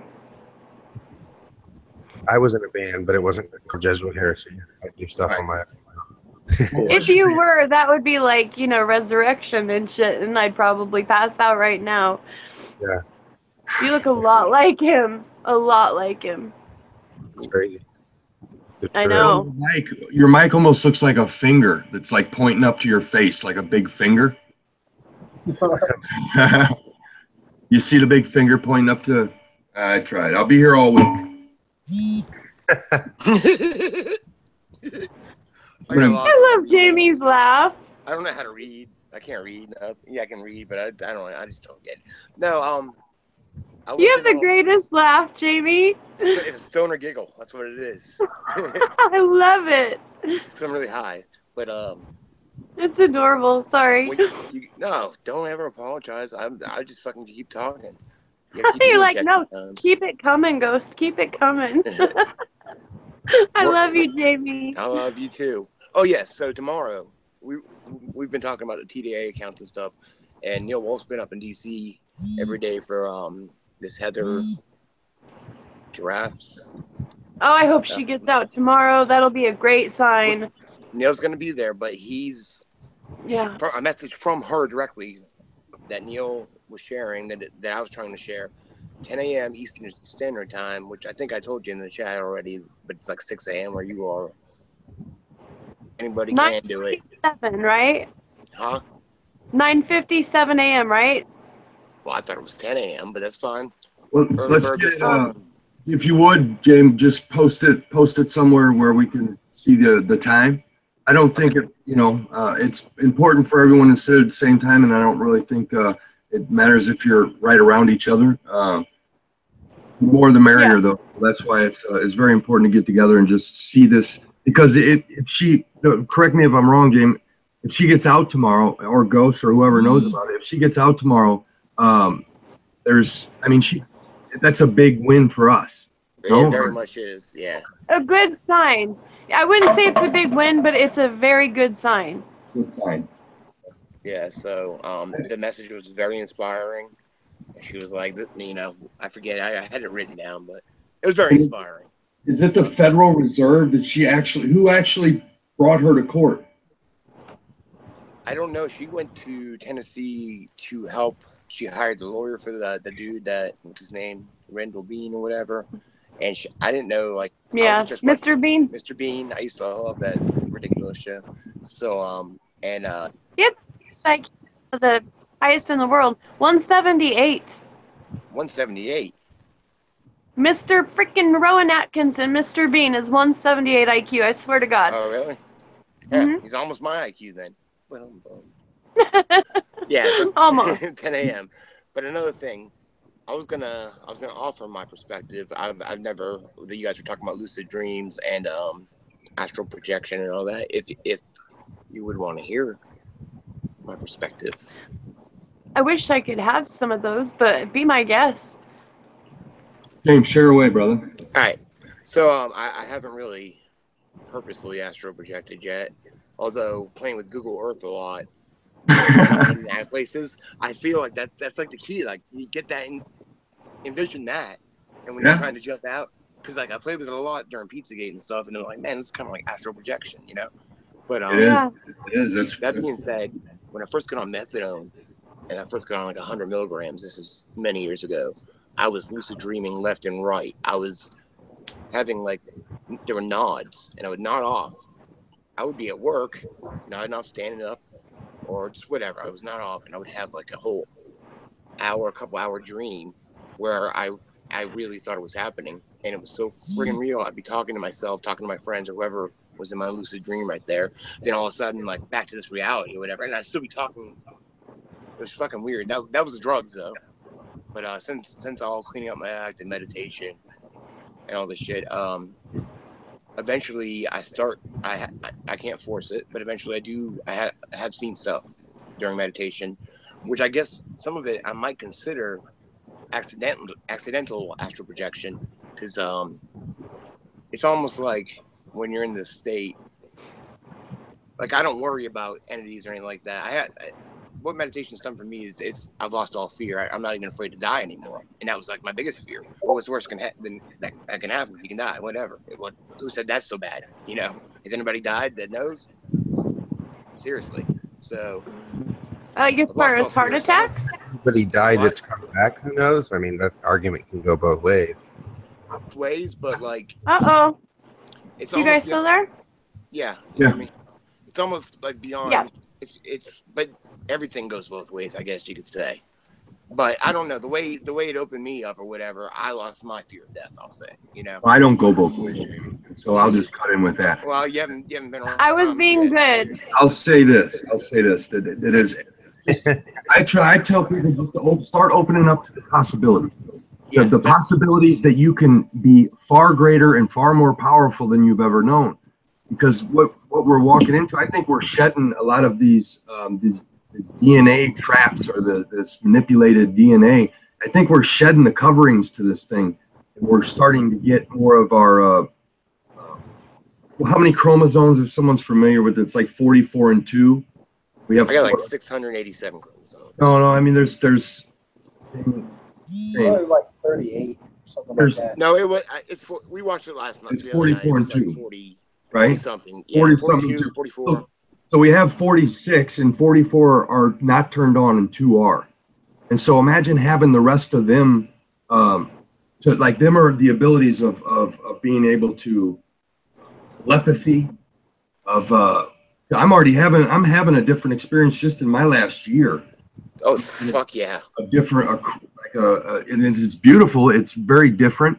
I received a download for the first time yesterday or the day before, and I've never experienced it. And I sat there for about 2 minutes, and I just sat there like this. And I knew that I was receiving something. I didn't know what it is, and I still don't know what it is. But there's a lot of little things that have changed in my life, and I can't even name one of them other than going over and when I gave my son a hug. There was something different there. It was like a depth of love that I've never been at, or try to explain it. It's just it was an embrace that I've never felt before for my son, and I hug him all the time. So this download that came when somebody earlier on in the day, a guy that I talk to quite frequently, a very spiritual guy, he said something about a download, and then I asked him, I said, "What'd you say?" And he said, "Have a good rest of your night." And we got off, and then it was like 3 hours later, I had this happen to me, and I'll just call it a download because I don't really know what it was. I was receiving something, and it was just wild, man. And to even talk about that can be very scary in this world because you get looked at like you're the crazy one. Yet we're all going through experiences that are totally different than one another. Some of them are the same, but no one can talk about them. But then you happen to see rooms like this where we are talking about them. So it's like, man, this just us being right here is very powerful. You know what? You may really, really benefit from joining like a ghost hunting group, because although like we do go out on cases and help clients and things, there's quite a few people who are psychic or do astral projection, things like that, that are drawn into this field. And so you could meet a lot of like-minded individuals and learn from them and learn about energy transference. And what is that sound? That I'm checking to see who's actually got my notifications on. Someone's. Oh, okay. Keep hearing it. Sounds like a duck. Yeah, no, that ghost, sure, you hit it. I mean, absolutely, I can see that. That is happening for me right now. Like I'm meeting people, like I've met a couple people off Twitter, and we play with the idea, plasma is really big, that we're going to be walking into, learning not only what it is, but the many functions of plasma. I mean, this stuff literally is bonkers to even start thinking about. Does anybody know the definition of what plasma actually is? I used to work in a blood bank. I should know this. I think that's the definition. What is that? Something that exists both in a solid and liquid state. Kind of the. Are you talking about like human plasma? I'm talking about like plasma as like using it as a building material. Like, they were talking about the ring makers. There's a group called the ring makers, and they colorless fluid part of blood, lymph, or milk in which corpuscles or fat globules are suspended. I think he's talking plasma like the fourth stage of matter. Yeah. Oh, okay. I think you're talking about blood plasma. No. I was thinking. I thought that too. The thing with plasma is you can pretty much do anything you want with it. Like it's you can turn pretty much anything into plasma and then do anything you want with it, and then check this dude out. I thought you meant your dog. What other What other type of plasma is there besides TV and blood? I'm so sorry. This guy's You can gonna. turn anything. You can, if you get it in the right, you can turn pretty much anything into plasma. It's just a higher. It's just like taking something apart, pretty much. Like you can get hydrogen. They got hydrogen. A bunch of other stuff that you can turn into plasma. I mean, it kind of gets destroyed in the process. Well, but plasma TV, like Fish said and like Ghost just said, that's a perfect example of what plasma is. Fish is in here? Yeah. Is that the makeup of a? Is that what plasma is that they're speaking of as far as off this? Because they're speaking a lot about it with spaceships. With spaceships, Yeah. it's coming up. Same plasma. I Where don't the know. hell is Fish? Yeah, He's in there's a he's in lot the of chat. stuff they use in ships. They've got a whole Oh, hi Fish. a whole thing on plasma rockets where it takes you take things and you break them down into plasma and kind of like unlock the energy that's in that object. It can collect. It can collect energy, correct? Well, that's the thing. You can break something down into plasma for storage. So yeah, you can store it. So these concepts that are coming online, man, are just something like that. It's mind blowing. I still don't understand what plasma is right Well, this is the thing: is a lot of this was done in the 50s. Right. A lot of research was done in the 50s, and then everybody just mothballed it for some reason. Freaking Everybody, what? What'd you say? Mothballed it. yeah! All the records, all the research just stopped. All the records. It Just went got, like, underground. thrown off. It went underground. And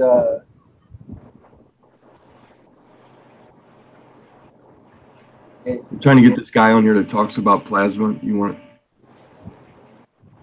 Just play This guy talks about. Yeah. Or he talks about the plasma. If you ever receive the gift of sight or knowing the future, speaking to spirits or whatnot, don't advertise it. No, I'm serious. There's been a whole lot of kidnapping, studying without permission. You know, get black if bagged. you're, huh? They get black bagged. Here's the deal, though, Ghost. We can't let the fear get in the way anymore. Leave them alone. You know, that's why this knowledge is suppressed. You're very right in the way, Jay. You're very right in the way. Go. So I appreciate the sentiment, but this is my mission here, whatever that means. It's my That's- feeling that I'm here, and it's a recent one to do what we're doing here. And I'm That's- not afraid of them anymore. That's not to say that you don't be mindful of what's going on around them, but also be Yeah. mindful that Oh, that I fear hear is you not. there. I hear you there. Careful. Be very. I feel like I guess when you realize whatever's supposed to happen is supposed to happen. Okay, plasma. Sorry. No. It sounds like energy transference or something, which is fabulous. Dave's trying to play a video. Oh, I'm sorry. No, you're good. You're good. I'll bust it. Now, this dude's gonna. He'll explain who he is. Has anybody seen this video yet? No. We won't watch it all. I don't know, but what I found out is these things inhabit Saturn. That's where I first discovered them, and they're proliferating.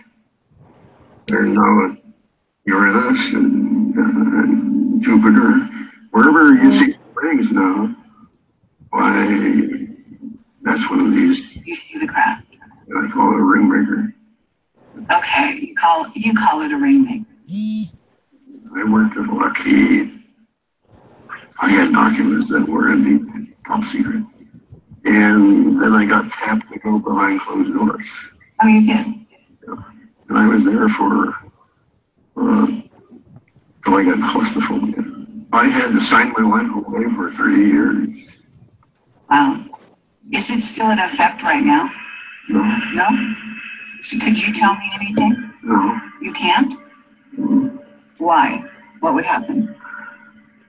I would prefer not to find out. See some craft in those hangars. Is that right? But it was my first clue that there was something in space that was different.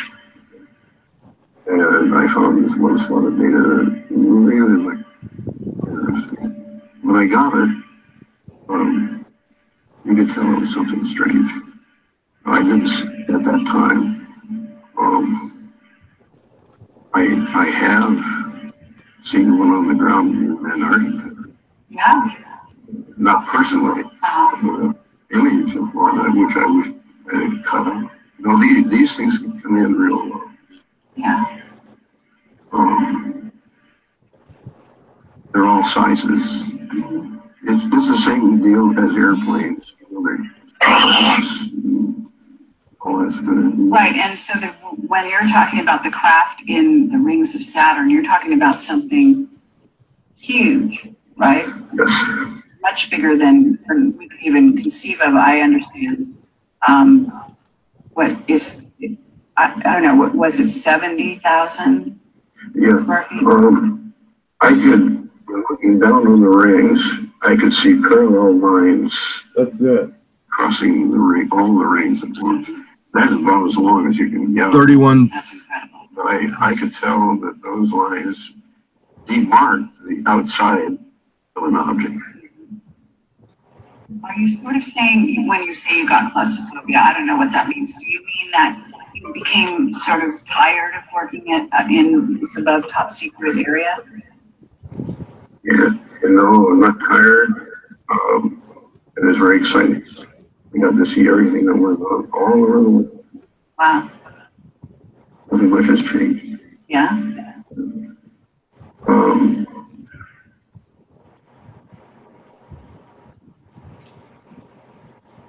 Okay, but have you heard that NASA alters their footage, etc.?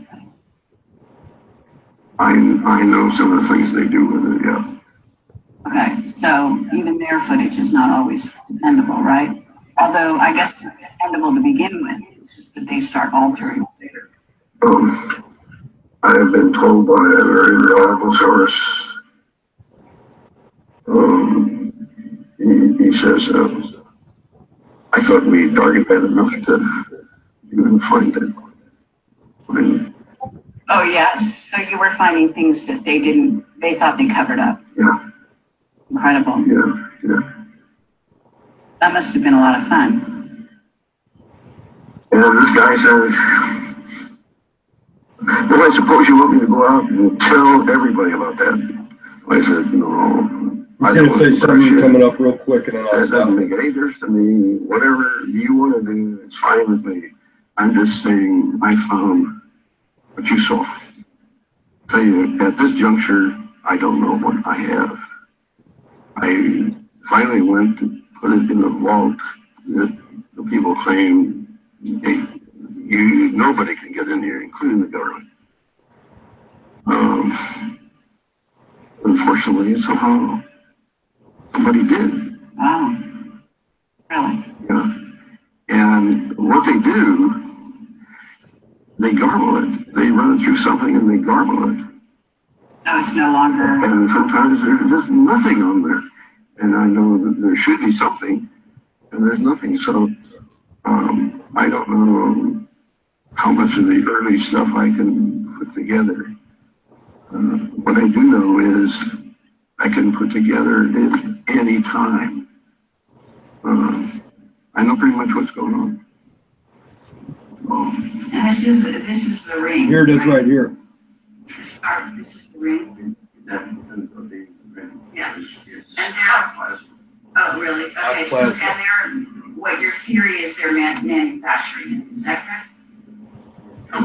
That's the exhaust from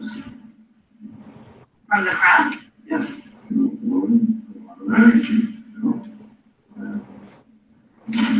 Okay, but you're saying things are getting critical because I'm really curious. Are you saying that those craft are coming here? Is that why it's critical? What is that?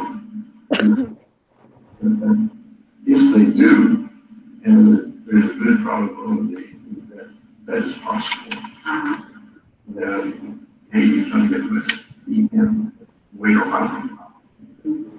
You see, no one really in this country accepts the concept that at Saturn, it'll send you there. People got to be made to understand that those things are real. You say there's I'll something. just stop it right there. That dude, when I watched him, he, that guy came across as someone that was speaking. Shit, come on, man. No, how do I get out of the screen? You should be able to hit like stop share or something. There I am.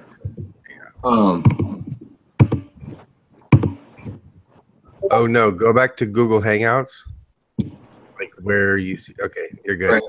Right. Now, did anybody else? What's your first gut from listening to that guy speak? Anybody? I couldn't hear it. I could hear it. I could hear it. Okay, you can hear it, though. I don't. I believe him to a certain extent, but there's also a lot of this is what I talk about, like disinformation. Like I believe him to a certain degree, but there's been a lot of talk about like CERN and a portal opening to Saturn and all these things, and that may or may not be true. I don't think CERN's like a really badass place. I definitely think there's ritualistic things or whatever that go on there, but I try to stay not to go within a conspiracy within a conspiracy, because then that's really what discredits us. But I will say that I do think that there's truth to what he was saying. As far as Saturn and all that and how it connects to CERN, I'm not really sure.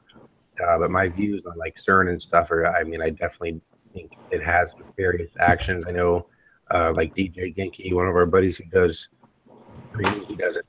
see that at all in any way, shape, or form. I've shown him the CERN symmetry trailer and everything, but he's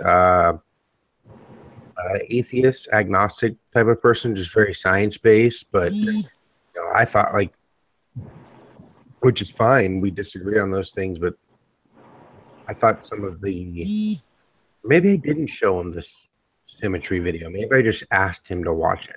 I don't think I showed it to him. I think I asked him to watch it. I don't know if he did. But just some of those, the whole thing in the videos, whether you're religious or not, you gotta say it's weird as fuck. It's mind blowing. It's mind blowing. All the stuff that's laid out. Who'd you listen to do that? Who did that? Who did that video? The CERN symmetry video. Well, the symmetry is it a movie? Yeah, that's the movie. Yeah, they have like a trailer that's like 2 minutes long or whatever. Yeah. Right. And so then was that what you watched, or did you watch the guy break down that, and he broke down something else? I'll get it and I'll put it in the chat for you guys to check out. Gothard open tunnel ceremony, the opening ceremony. No, this one was actually about the CERN and the movie Symmetry, and there was another one, movie. Pendulum Man that apparently talks about some stuff about CERN. My favorite person to go and look for any information on CERN that's legit is Anthony Patch, and it's just Anthony Patch, and then also Gon's his YouTube channel though is Face Like the Sun. In those two places, Face Like the Sun and Anthony Patch, like they have CERN down to a fucking T.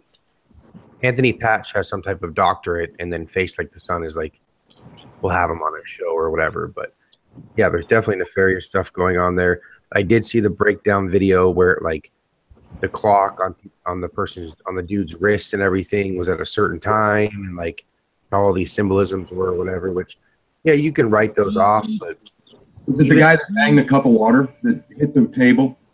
Right, yeah. Yeah. I've seen that one too. That's another one. No, I was talking about a different one, but that's another one too. Yeah, where he talks about the ripple effect and stuff. Right.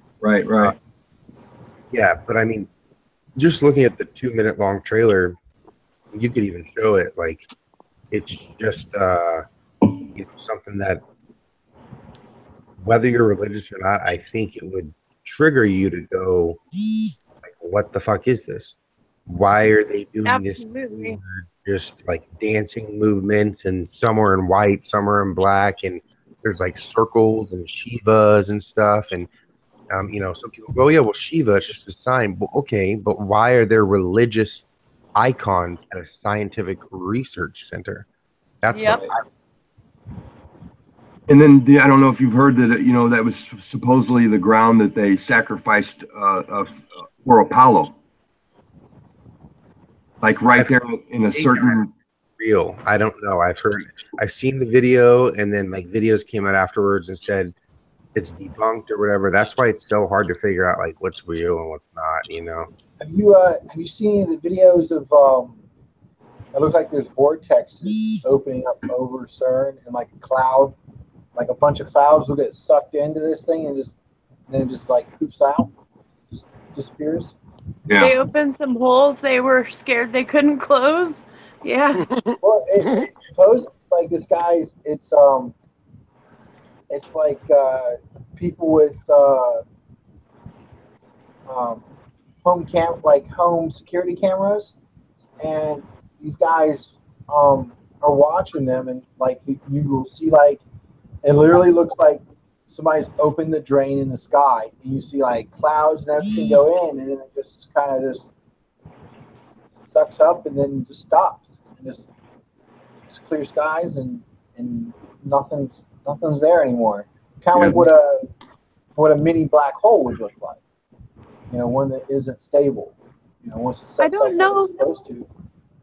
Yeah, I don't know what they closed it up with, but I did hear about they opened 2 separate holes, and they were all so terrified that they shut everything down, and they made all of the employees go underground where it's like, you know, like a cement vault, and they all had to shut the door, lock themselves in until they knew that the black hole was completely sealed. Like twice that's happened now. And I'm wondering, how the hell did they seal it? That's my question. Well, if it's unstable, once it devours enough matter, it would just cease to exist. It would just close up on itself. But if it's stable, then it keeps sucking stuff in until there's nothing else. It's definitely something I would keep my eyes on, man. I know that I've been called to keep, like, and I didn't think what was happening to children would. I didn't think I'd ever be able to be drawn away from that. And CERN has been having me, like, I'm keeping one eye on the kids and then another eye on CERN. And it's just such a, once they start talking about colliding these protons and all of this, they lose me there. You know, it's well above my pay grade, but I know there's something that's very funky there, because it's not only, it's in Switzerland and then part of it's in France or whatever, but Switzerland is the home of all the, it's where most of the elites, the top elites live. You know, the Rothschilds, they all have houses there.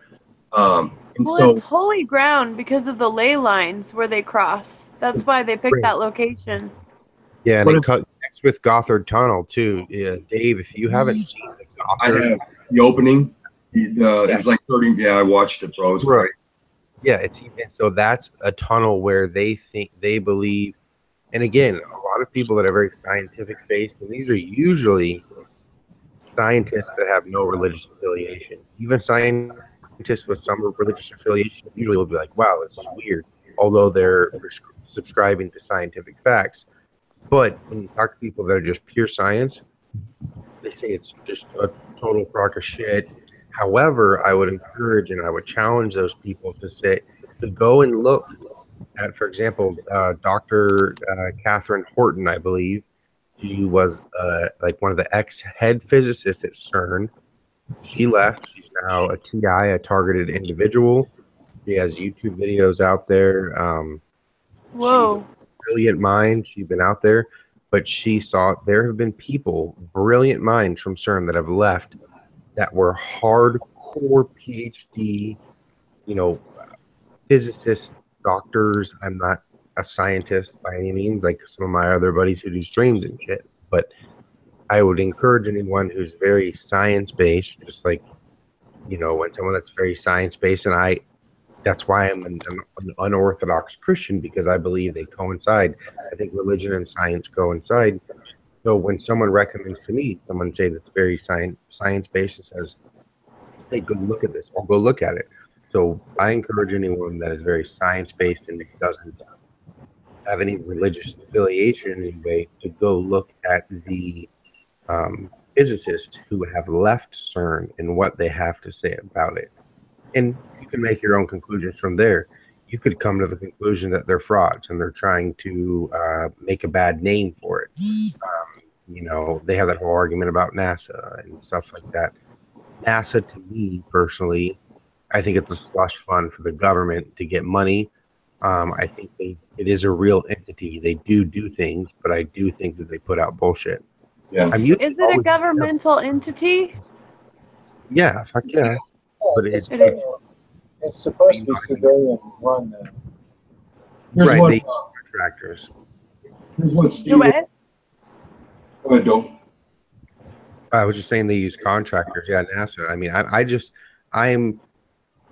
the truth is usually in the middle, and that's what I encourage people to try to look for, because you're going to find skeptics of NASA and CERN and stuff that say it's total bullshit. And you're going to find people say that it's crazy conspiracy. It's usually the middle is where the truth is. It's the same thing with like drama between people. You go and you talk to one person, and you go and you talk to the other person. Do you think either of those people are telling you 100% truth? Most of the time, no. The truth is in the middle. So in regards to like NASA, I know we were talking about CERN, which is like NASA. I know people say it's 100% fake. No. NASA, it's a real entity. People do work there, and they do scientific research. And there has been inventions that have come from people that have worked at NASA. We have had technology advances from NASA. Yeah. So, but there is a very good argument for, like I said, I think it's a slush fund, and I also think that they put out a lot of disinformation. Yes. Are there real scientists working at NASA doing good work? Of course. But again, we're talking about the people that control these organizations, these entities. That's why people get offended whenever, you know, you say, oh, well, this is bullshit, or whatever. Like, they're like, oh, my brother-in-law works at NASA. Right. Okay, I say NASA was fake, and I'm sure he is a scientist, and I'm sure he does valuable work that could be used for the good of humanity, but is it going to be? That's the factor that makes it different to the people who are running it. It's not up to those people who are doing the actual research. That's why you see those physicists leaving CERN. It's not up to them, the research they're doing, how it is used. May I interject? With science, I'll just go really quickly. With science, science is it's very scary like that, because I look at most science, or a lot of science, it is funded. It's funded by grants. And who does them grants? Well, it's the government. And if you do not give the proper, let's say the readings of what they want, then you will just not get funded anymore. So where does privatized science, even privatized, is in their own funding, the ability to be switched around to just totally different things just to keep us off base is just right there. And I mean, I think the proof's coming out. It's a CREAM, right? That acronym CREAM. You can prescribe CREAM, that acronym, to any private or corporate owned. Cash rules everything around me. And that's at who sings that? I don't remember, dude. I think it's a rapper, but there's the old band CREAM, Eric Clapton and shit, but rappers say CREAM, like cash rules everything around me. I don't know who it is. Here's what Stephen Hawking says about CERN. It's just 2 minutes. I've always wanted to start my own business, but I never knew how to start. I decided to... In a preface in a new book, Stephen Hawking has said that the God particle could in fact wipe out the entire universe. So when we're talking about the God particle, we are talking about a particle much sought after called the Higgs boson particle. Now, he fears that the Higgs boson could become unstable, causing a catastrophic vacuum decay, which could cause the end of mankind. Check it out. So the Higgs boson particle is something that it has been created in the Large Hadron Collider. It was discovered by physicists. It is a vital ingredient to explaining why things in our world actually have mass. So he writes in the preface to this new book called Starmus, which is a collection of lectures given by famous scientists and astronomers, that the Higgs potential has the worrisome feature that it may be metastable at energies above 100 billion giga-electron volts. Now, what does that mean? It means that the universe could undergo catastrophic vacuum decay with a bubble of the true vacuum expanding at the speed of light, effectively wiping us out instantaneously. Look at, he's in Washington D.C. Look at the creepy red eyes at the friggin' monument. They've said that's happened twice already. What? That it sucked us into an alternate universe twice, and that's why things don't feel the same as they used to nowadays, because we're living in an alternate universe. Never know. Go ahead, Cherno. Sorry. Do you mind if I tell you what I was going to tell you earlier? Yeah, go ahead, go. Doughboy, what you were saying about the half-truth, you know, how it can be half true, half not true, or, you know, there's always truth in between the middle, you know what I mean? Right. I saw a documentary just real briefly as I was cleaning house the other day or something, and there was an astronaut on there, and he said that, about the moon landing, he said that the film, if they took film out into outer space, it would just turn all spotty. It would never develop. And so there's no way they could have ever brought home any film or any pictures of them or videotape of them. So what they did was they did the Hollywood studio, which you could see them, you know, getting yanked up by their backpacks, and you've seen all those silly videos. Right. But then they said that they also sent a real ship into space in case it exploded, they all died or whatnot. They said that it was successful, but they couldn't show it. So they did it in a Hollywood studio to show what it would have looked like. Which is very possible. Yeah, no, that's a good point you brought up. Yeah, Kind of a half-truth, you know? Right, exactly. That's, you know, and that's why we have to use our discernment, especially crazier things get and the more things get exposed, we really, really have to be careful about, you know, because when you see some really crazy news, you're like, oh shit, got to get that out there. Like, we have to pull our emotions back and see what we feel. Yeah. And again, nothing is conclusive, especially about all the pedogate stuff. You know, it's all circumstantial. Granted, it's crazy circumstantial, like what the fuck's going on, you know. Yeah. Still live Yeah, in but you still can't go around accusing unless you're absolutely certain. Right. And it looks really damn bad, but you can't. You're right. Exactly. You can't do it. I mean, that's why we use words like allegedly or perhaps. And things like that. Absolutely. Allegedly, and I always use rumor. That's my big word. It's a rumor for now. Right, exactly. But yeah, just recently over the past year, I've really been on the lookout for, like, especially since the whole pedogate, Pizzagate thing broke, like they're trying to attach everything to it now. Absolutely. Half of the things that they've tried to attach to it are actually probably legit, and the other half are total bullshit. Like I think the real deal. I heard Chester Bennington actually was looking into child trafficking and stuff. I think that's what the real deal with him was.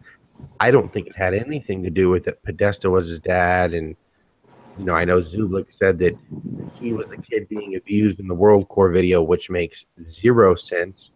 The timeline. I don't buy that. No way. Yeah, and he said it on his video, and he said perhaps, right? But still, you know, he has a following. He said perhaps. Well, I mean, he has to say perhaps because to not get sued or whatever, you know. But no, Chester said it. Perhaps that was me. No. Zublik, David Zublik. Oh, I'm sorry. Zublik. Okay. Yeah. No. So, like, there's no way. And then plus, Chester Bennington said his molester was a few years older than him. And yeah. Articles way before, and there's just no way the timeline of the WorldCore videos, whether you think they're real or not, that's the mute point at this point, because we're talking about, let's say they are real, that timeline still doesn't matchup? I haven't decided. I'm caught between. I'm wondering. You're breaking up, honey. I'm not sure if I'm over talking you. If I am, I apologize. Are you still talking? That right there. Hello? No one's talking. Clear to go? Yeah. I don't want to be rude. Okay. I just was gonna say that I'm on the fence. I'm not quite sure because the Hillary Foundation, they found records, I guess, of them giving Chester money for college and things like that. So they keep making them out to be the good guys, like, oh, they were just about to blow open Pizzagate and all of this. But then there's the pedophilic symbols, you know, like the record label, you know, or the record cover, and there were other things I can't remember right offhand, but they made me feel a little bit uncomfortable, and it made me wonder if they the Shirty War ghost, the Chester the molester. You ever seen the Shirty War? I'm sorry, it's getting all. It's Chester Bennett. The good guys or the bad guys? That's all I was trying to say. I was just saying, was that other experience you said his symbol in the music, and then he wore a shirt one time. It said Chester the molester. I don't know if anybody's seen that. Yeah. No. No, that's what I'm trying to. No, I do. That's what I'm trying to get at, Dave. Is like I think that middle.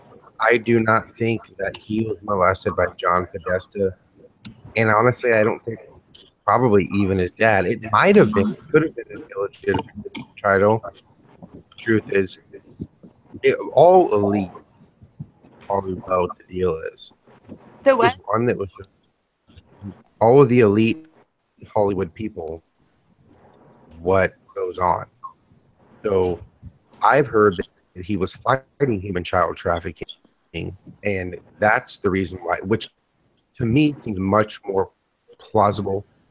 That and this he still said himself he was an abused child, right? So think of it this way: here, that millions and millions of people around the world know been abused by pedophiles before, and he's working against the pedophiles. What's the best way to make that go away? Obviously, they kill him, and then how do you cover it up?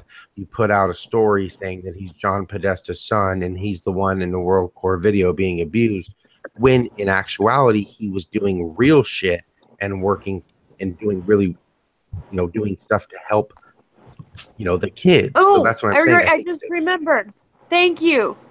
Chris Cornell and his wife had that charity that supposedly helped the children were victims, but it was kind of like in a bad situation, but it wasn't typical like abuse victims. It was something else, like they were manic depressed. There was something, I can't remember exactly, but he and his wife were there with the Clintons in Haiti, and that was another thing that I felt really weird about. So play with this idea. Play with the idea that possibly these people that are, and I'm not saying all of them, but a number of them, these people that are stars have been brought in to be stars after what had happened to them as children. So say they take these kids, they do what they do to them, and then they put them in these star roles. I mean, it's almost complete control over them. Because, you know what I mean? And so actually, all these stars have been through this process or this molestation. You look at Macaulay Culkin, and you look at. I was just thinking Macaulay Culkin. Yep. You look at all these guys, and it's like when they were young, this stuff happened to them, and then they became stars. So just imagine if that's how nasty the system was. That it took these kids that it did this with and made them the stars because they had control over them. Because that's a power thing. What they're doing to them, to get that power. And so, man, I just play with that idea, and it seemed very logical. It could be that. And then who the fuck knows? I feel like I'm going crazy most days. No, I hear you. I'm on the fence. I can't decide whether or not they were about to expose it, which to me it's a possibility, but then they're getting money from the Clinton Foundation. They're in Haiti with the Clintons. I mean, Chester's getting the money, and then Chris Cornell's hanging out with him in Haiti, rescuing kids, and we all know how they rescue kids in Haiti. And there's just so many, the pedophilic symbols. That can I just still, think it's the opposite way. like Ghost, that can still all be true. They could have been a part of those operations and then decided what the fuck and like had a break in their so-called programming or whatever.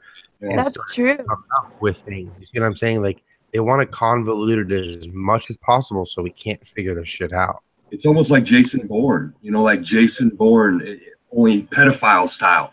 Like them two broke a mold or something. Like they were able to break out enough of the programming that supposedly I heard something about a black book, and I didn't look at nothing into this. I didn't look at it at all, but yeah, we found a black book that had the names of a lot of these individuals.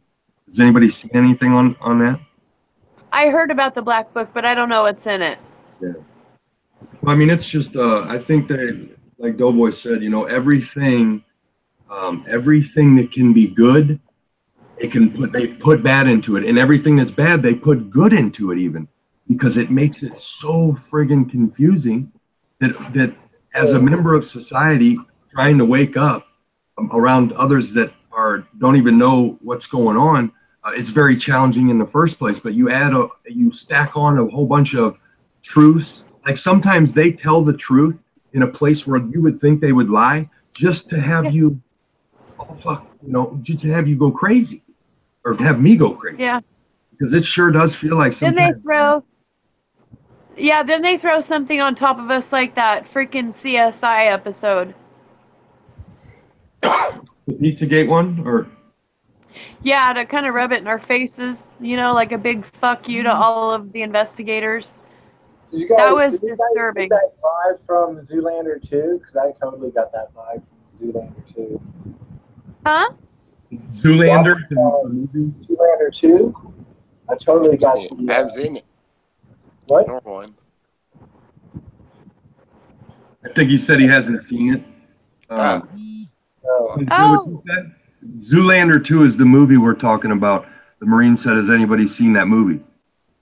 Yeah, I totally got the making fun of Pizzagate people vibe when I was watching that one. I haven't seen it. No. Whoever's hosting the Google Hangouts, can you turn Homeboy up because he's low? Who is it? Okay, hold on. Yeah, if you're hosting it, just go to like on the right. Yeah, let me get that. Like on the left-hand side, when you move your mouse, there's like a little mixer. It looks like a gray mixer. There's like a little, like the control room. And who's down? What's his Cherno? But you're calling him something else. Oh, okay. The Marine. Just turn him up. Marine. Yeah, just turn Marine up a little bit. Okay, everybody's up. There we go. Oh, you don't have to turn me or anyone else up. Just turn up. Yeah, I was sounding low for some reason. Yeah, seriously quiet. All right, you're good. You guys hear me now? I can hear you. Can everybody hear him? You guys hear me now? Is that better? Little bit better. Yeah, that's good. I can hear you. Can you hear me? Right. Can you hear me now? Good. I was watching that Zoolander show, Zoolander 2, and I totally got that vibe making fun of people who believe in Pizzagate. That'd be October. What'd you say, Gus? Do you happen to know the release? Was it after October? It was after. It was a pretty recent movie. Here, I'll check it out. It's Zoolander 2. Yeah. Yeah, I've noticed they watching from like 15, 20 years ago. They'll have references to a joke. And I had this the whole entire time. It's just, it didn't break till recently. But there's been codes and hints and things, and I've noticed in movies for years and years. It's unreal. The thing that really is getting me is all the bodies that are starting to show up. Like the bodyguards are going down. Like anybody that did security for them is just disappearing. That's typical Clinton MO. Yeah. Well, I mean, And now it looks like Wasserman Schultz too. Well, I mean, normally when when you're running a criminal agency, normally your security details, usually you pay them off or something like that. But this has got to be something serious for you to knock off hired security guys. I mean, they're knocking off guys that are like Delta Force and stuff. I mean, it's SRA. Pretty damn serious. I'm gonna shut it down for tonight, yo. I'm gonna go get some sleep, man. I think it was a good show, and I appreciate everybody for being here, man, and encourage anyone that's listening. I don't even know if anyone's listening, but just any of the stuff that you might not have experienced, just go experience it. Start looking, write things down, look things up, and I think we each have a place inside of us that we can. That we come to the truth, because inside of us there is a spot in there that's 100% truth, and if we just follow that thing, I think it can lead us, or it leads me to the truth almost 100% of the time. So I just encourage everybody to start looking a little more, start asking a little more questions, and start challenging some of the beliefs that we have, because these beliefs are most of the time they just meant to hold us back when they're actually just a timestamp in our life that we can go back and cut. So I just encourage everybody to start asking a little more questions, and with that I end, and I'll just pass it to the next whoever who wants to say next thing, and we'll close after everybody's done. And I just appreciate you for having me on, man. And thank you. You saved the day. Thank you, Doughboy. Good to see you, Ghost. Good to see you guys. We missed you. I missed you guys so much. Thank you for having me, and thank you for inviting me. Good to hang out. Thank you for coming on and helping, bro, to get me straightened out there in the front. Sure, yeah. Everyone subscribe to Gentle Chaos, subscribe to Ghost, Jamie Deluxe, myself, Doughboy. Marine, do you have a channel? Yeah, I'll post it in there. Okay, yeah, I'm posting it there. I'm Doughboy787. Then you got Jamie DLUX. Then you got Ghost X channel. Then you got Gentle 1111 Chaos. And then Marine's gonna post his chat in the channel. Or his channel in the chat. Sorry. It's like everything's okay. I've just been zoned out, but yeah, it's been amazing. 10 a.m. tomorrow Eastern Standard Time. If anybody is awake, let's do this shit.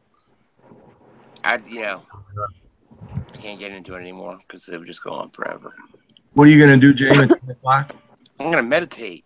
Oh, okay. Yeah, 10 o'clock. I'll do it. Neil Wolf, DC, Heather Giraffe, but not spelled the same way we think of it. I would have gone had I had more notice. Yeah. I've been wanting to get out to the East Coast really badly. Well, you're welcome to South Carolina anytime. Thank Get your mouth you. hard. Get your mouth hard, Jim. Get your mouth hard. What's my mouth for? For Jamie. Thank you. I'll leave that alone. I'll leave that alone. What can I say, ladies?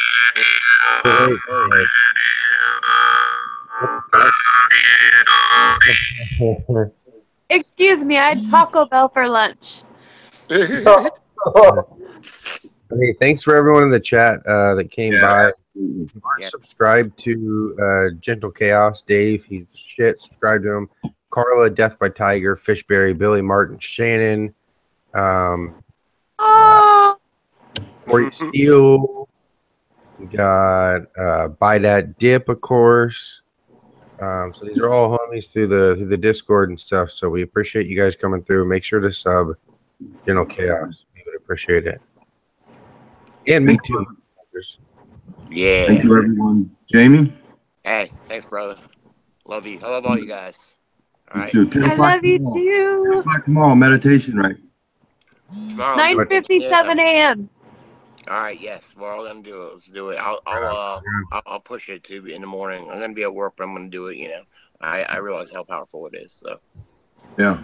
Okay. The more the I merrier. should have a video coming out shortly after too. Just a little one, but something kind of neat. You need to. Awesome. Look forward to seeing it go. I've been lazy. We'll get back to Hey, it. this world is, I think, to take little breaks from this world, especially frequently, it's so hard to just continue to walk in what we're walking in. It just. Well, mine was the fires. I had to take that break. I didn't have a choice. My house almost burned down. Okay. Yeah, it's. It was the wildfire. It was bad. Damn. Yeah, that's why. Yeah, you guys. I'll show you guys some pictures. Now you're gonna fall in the ocean. Do you know you're gonna fall in the ocean now? No, that's Oregon, Washington, and part of Canada now. Since they discovered the new fault line, California's out of danger. We're still going to continue to have like 5.0s, but Seattle will be completely destroyed. There will be no more Seattle at all when it hits. There's a strike slip fault, and it's about to go. Within like maybe the next 25 years, I believe is what they're guessing. So Seattle will be history, literally gone. Millions of people. Bad one.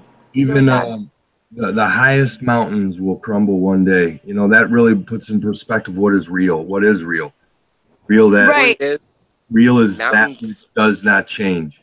And what is that? Resilient, but not that resilient. I mean, tomorrow we could all be gone. So appreciate today and everyone in it. Everyone?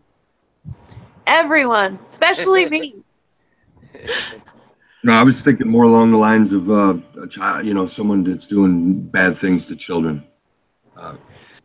I'm not grateful for them, and this shit is here for a reason, and I think it's here for our growth because pain helps the awakening process, just like tension does, because the pain makes you pay attention to oneself, and so whatever pain you may have in your life. Look at it as something that can boost you to the next level once you walk through it, and makes you stronger.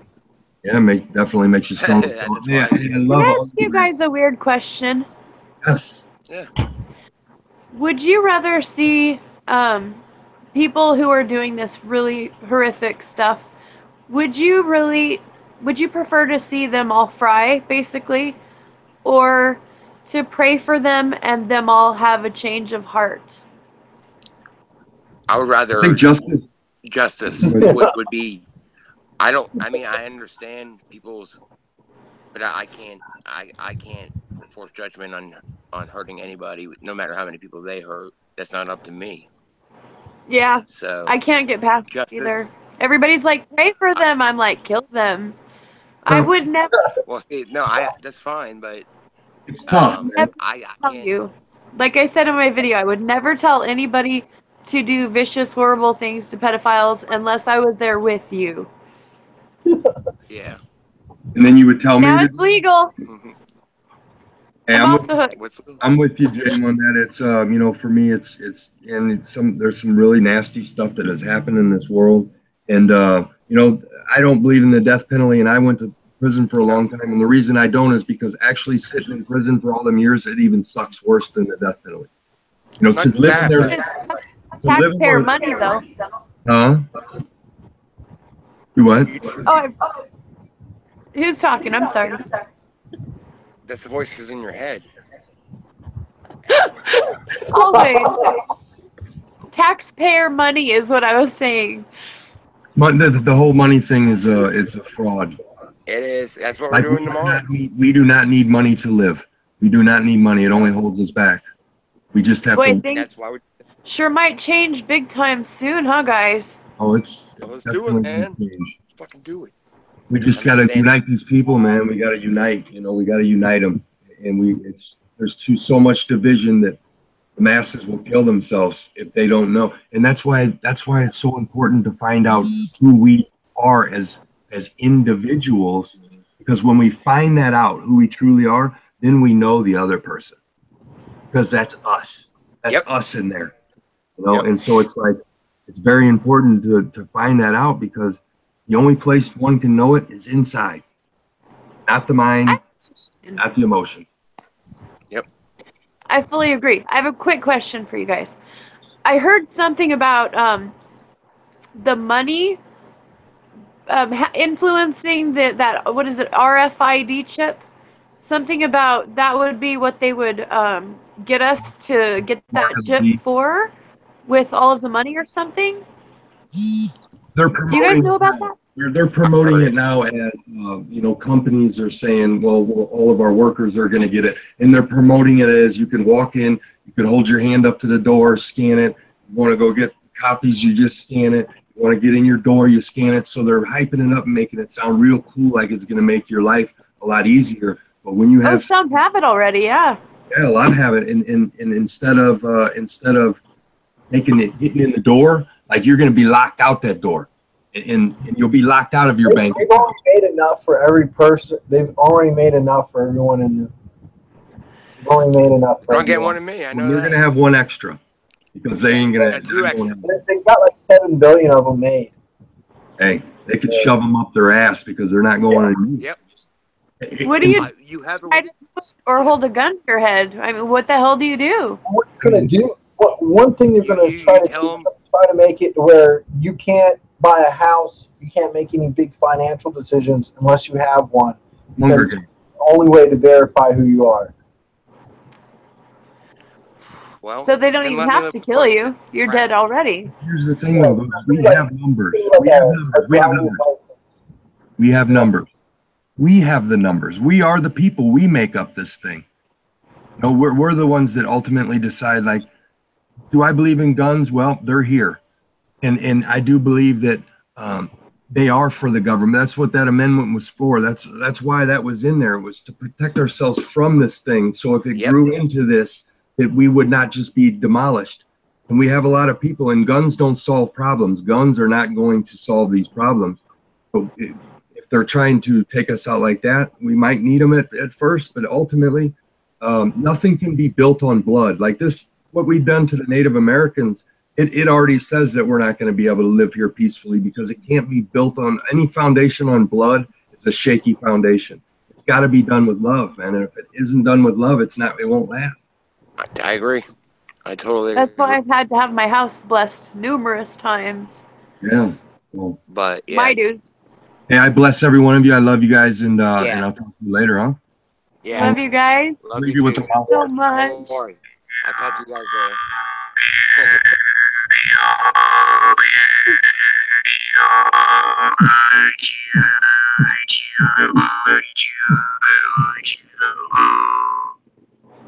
I knew you'd stay. I love you. Love you too. Good night, sweetheart.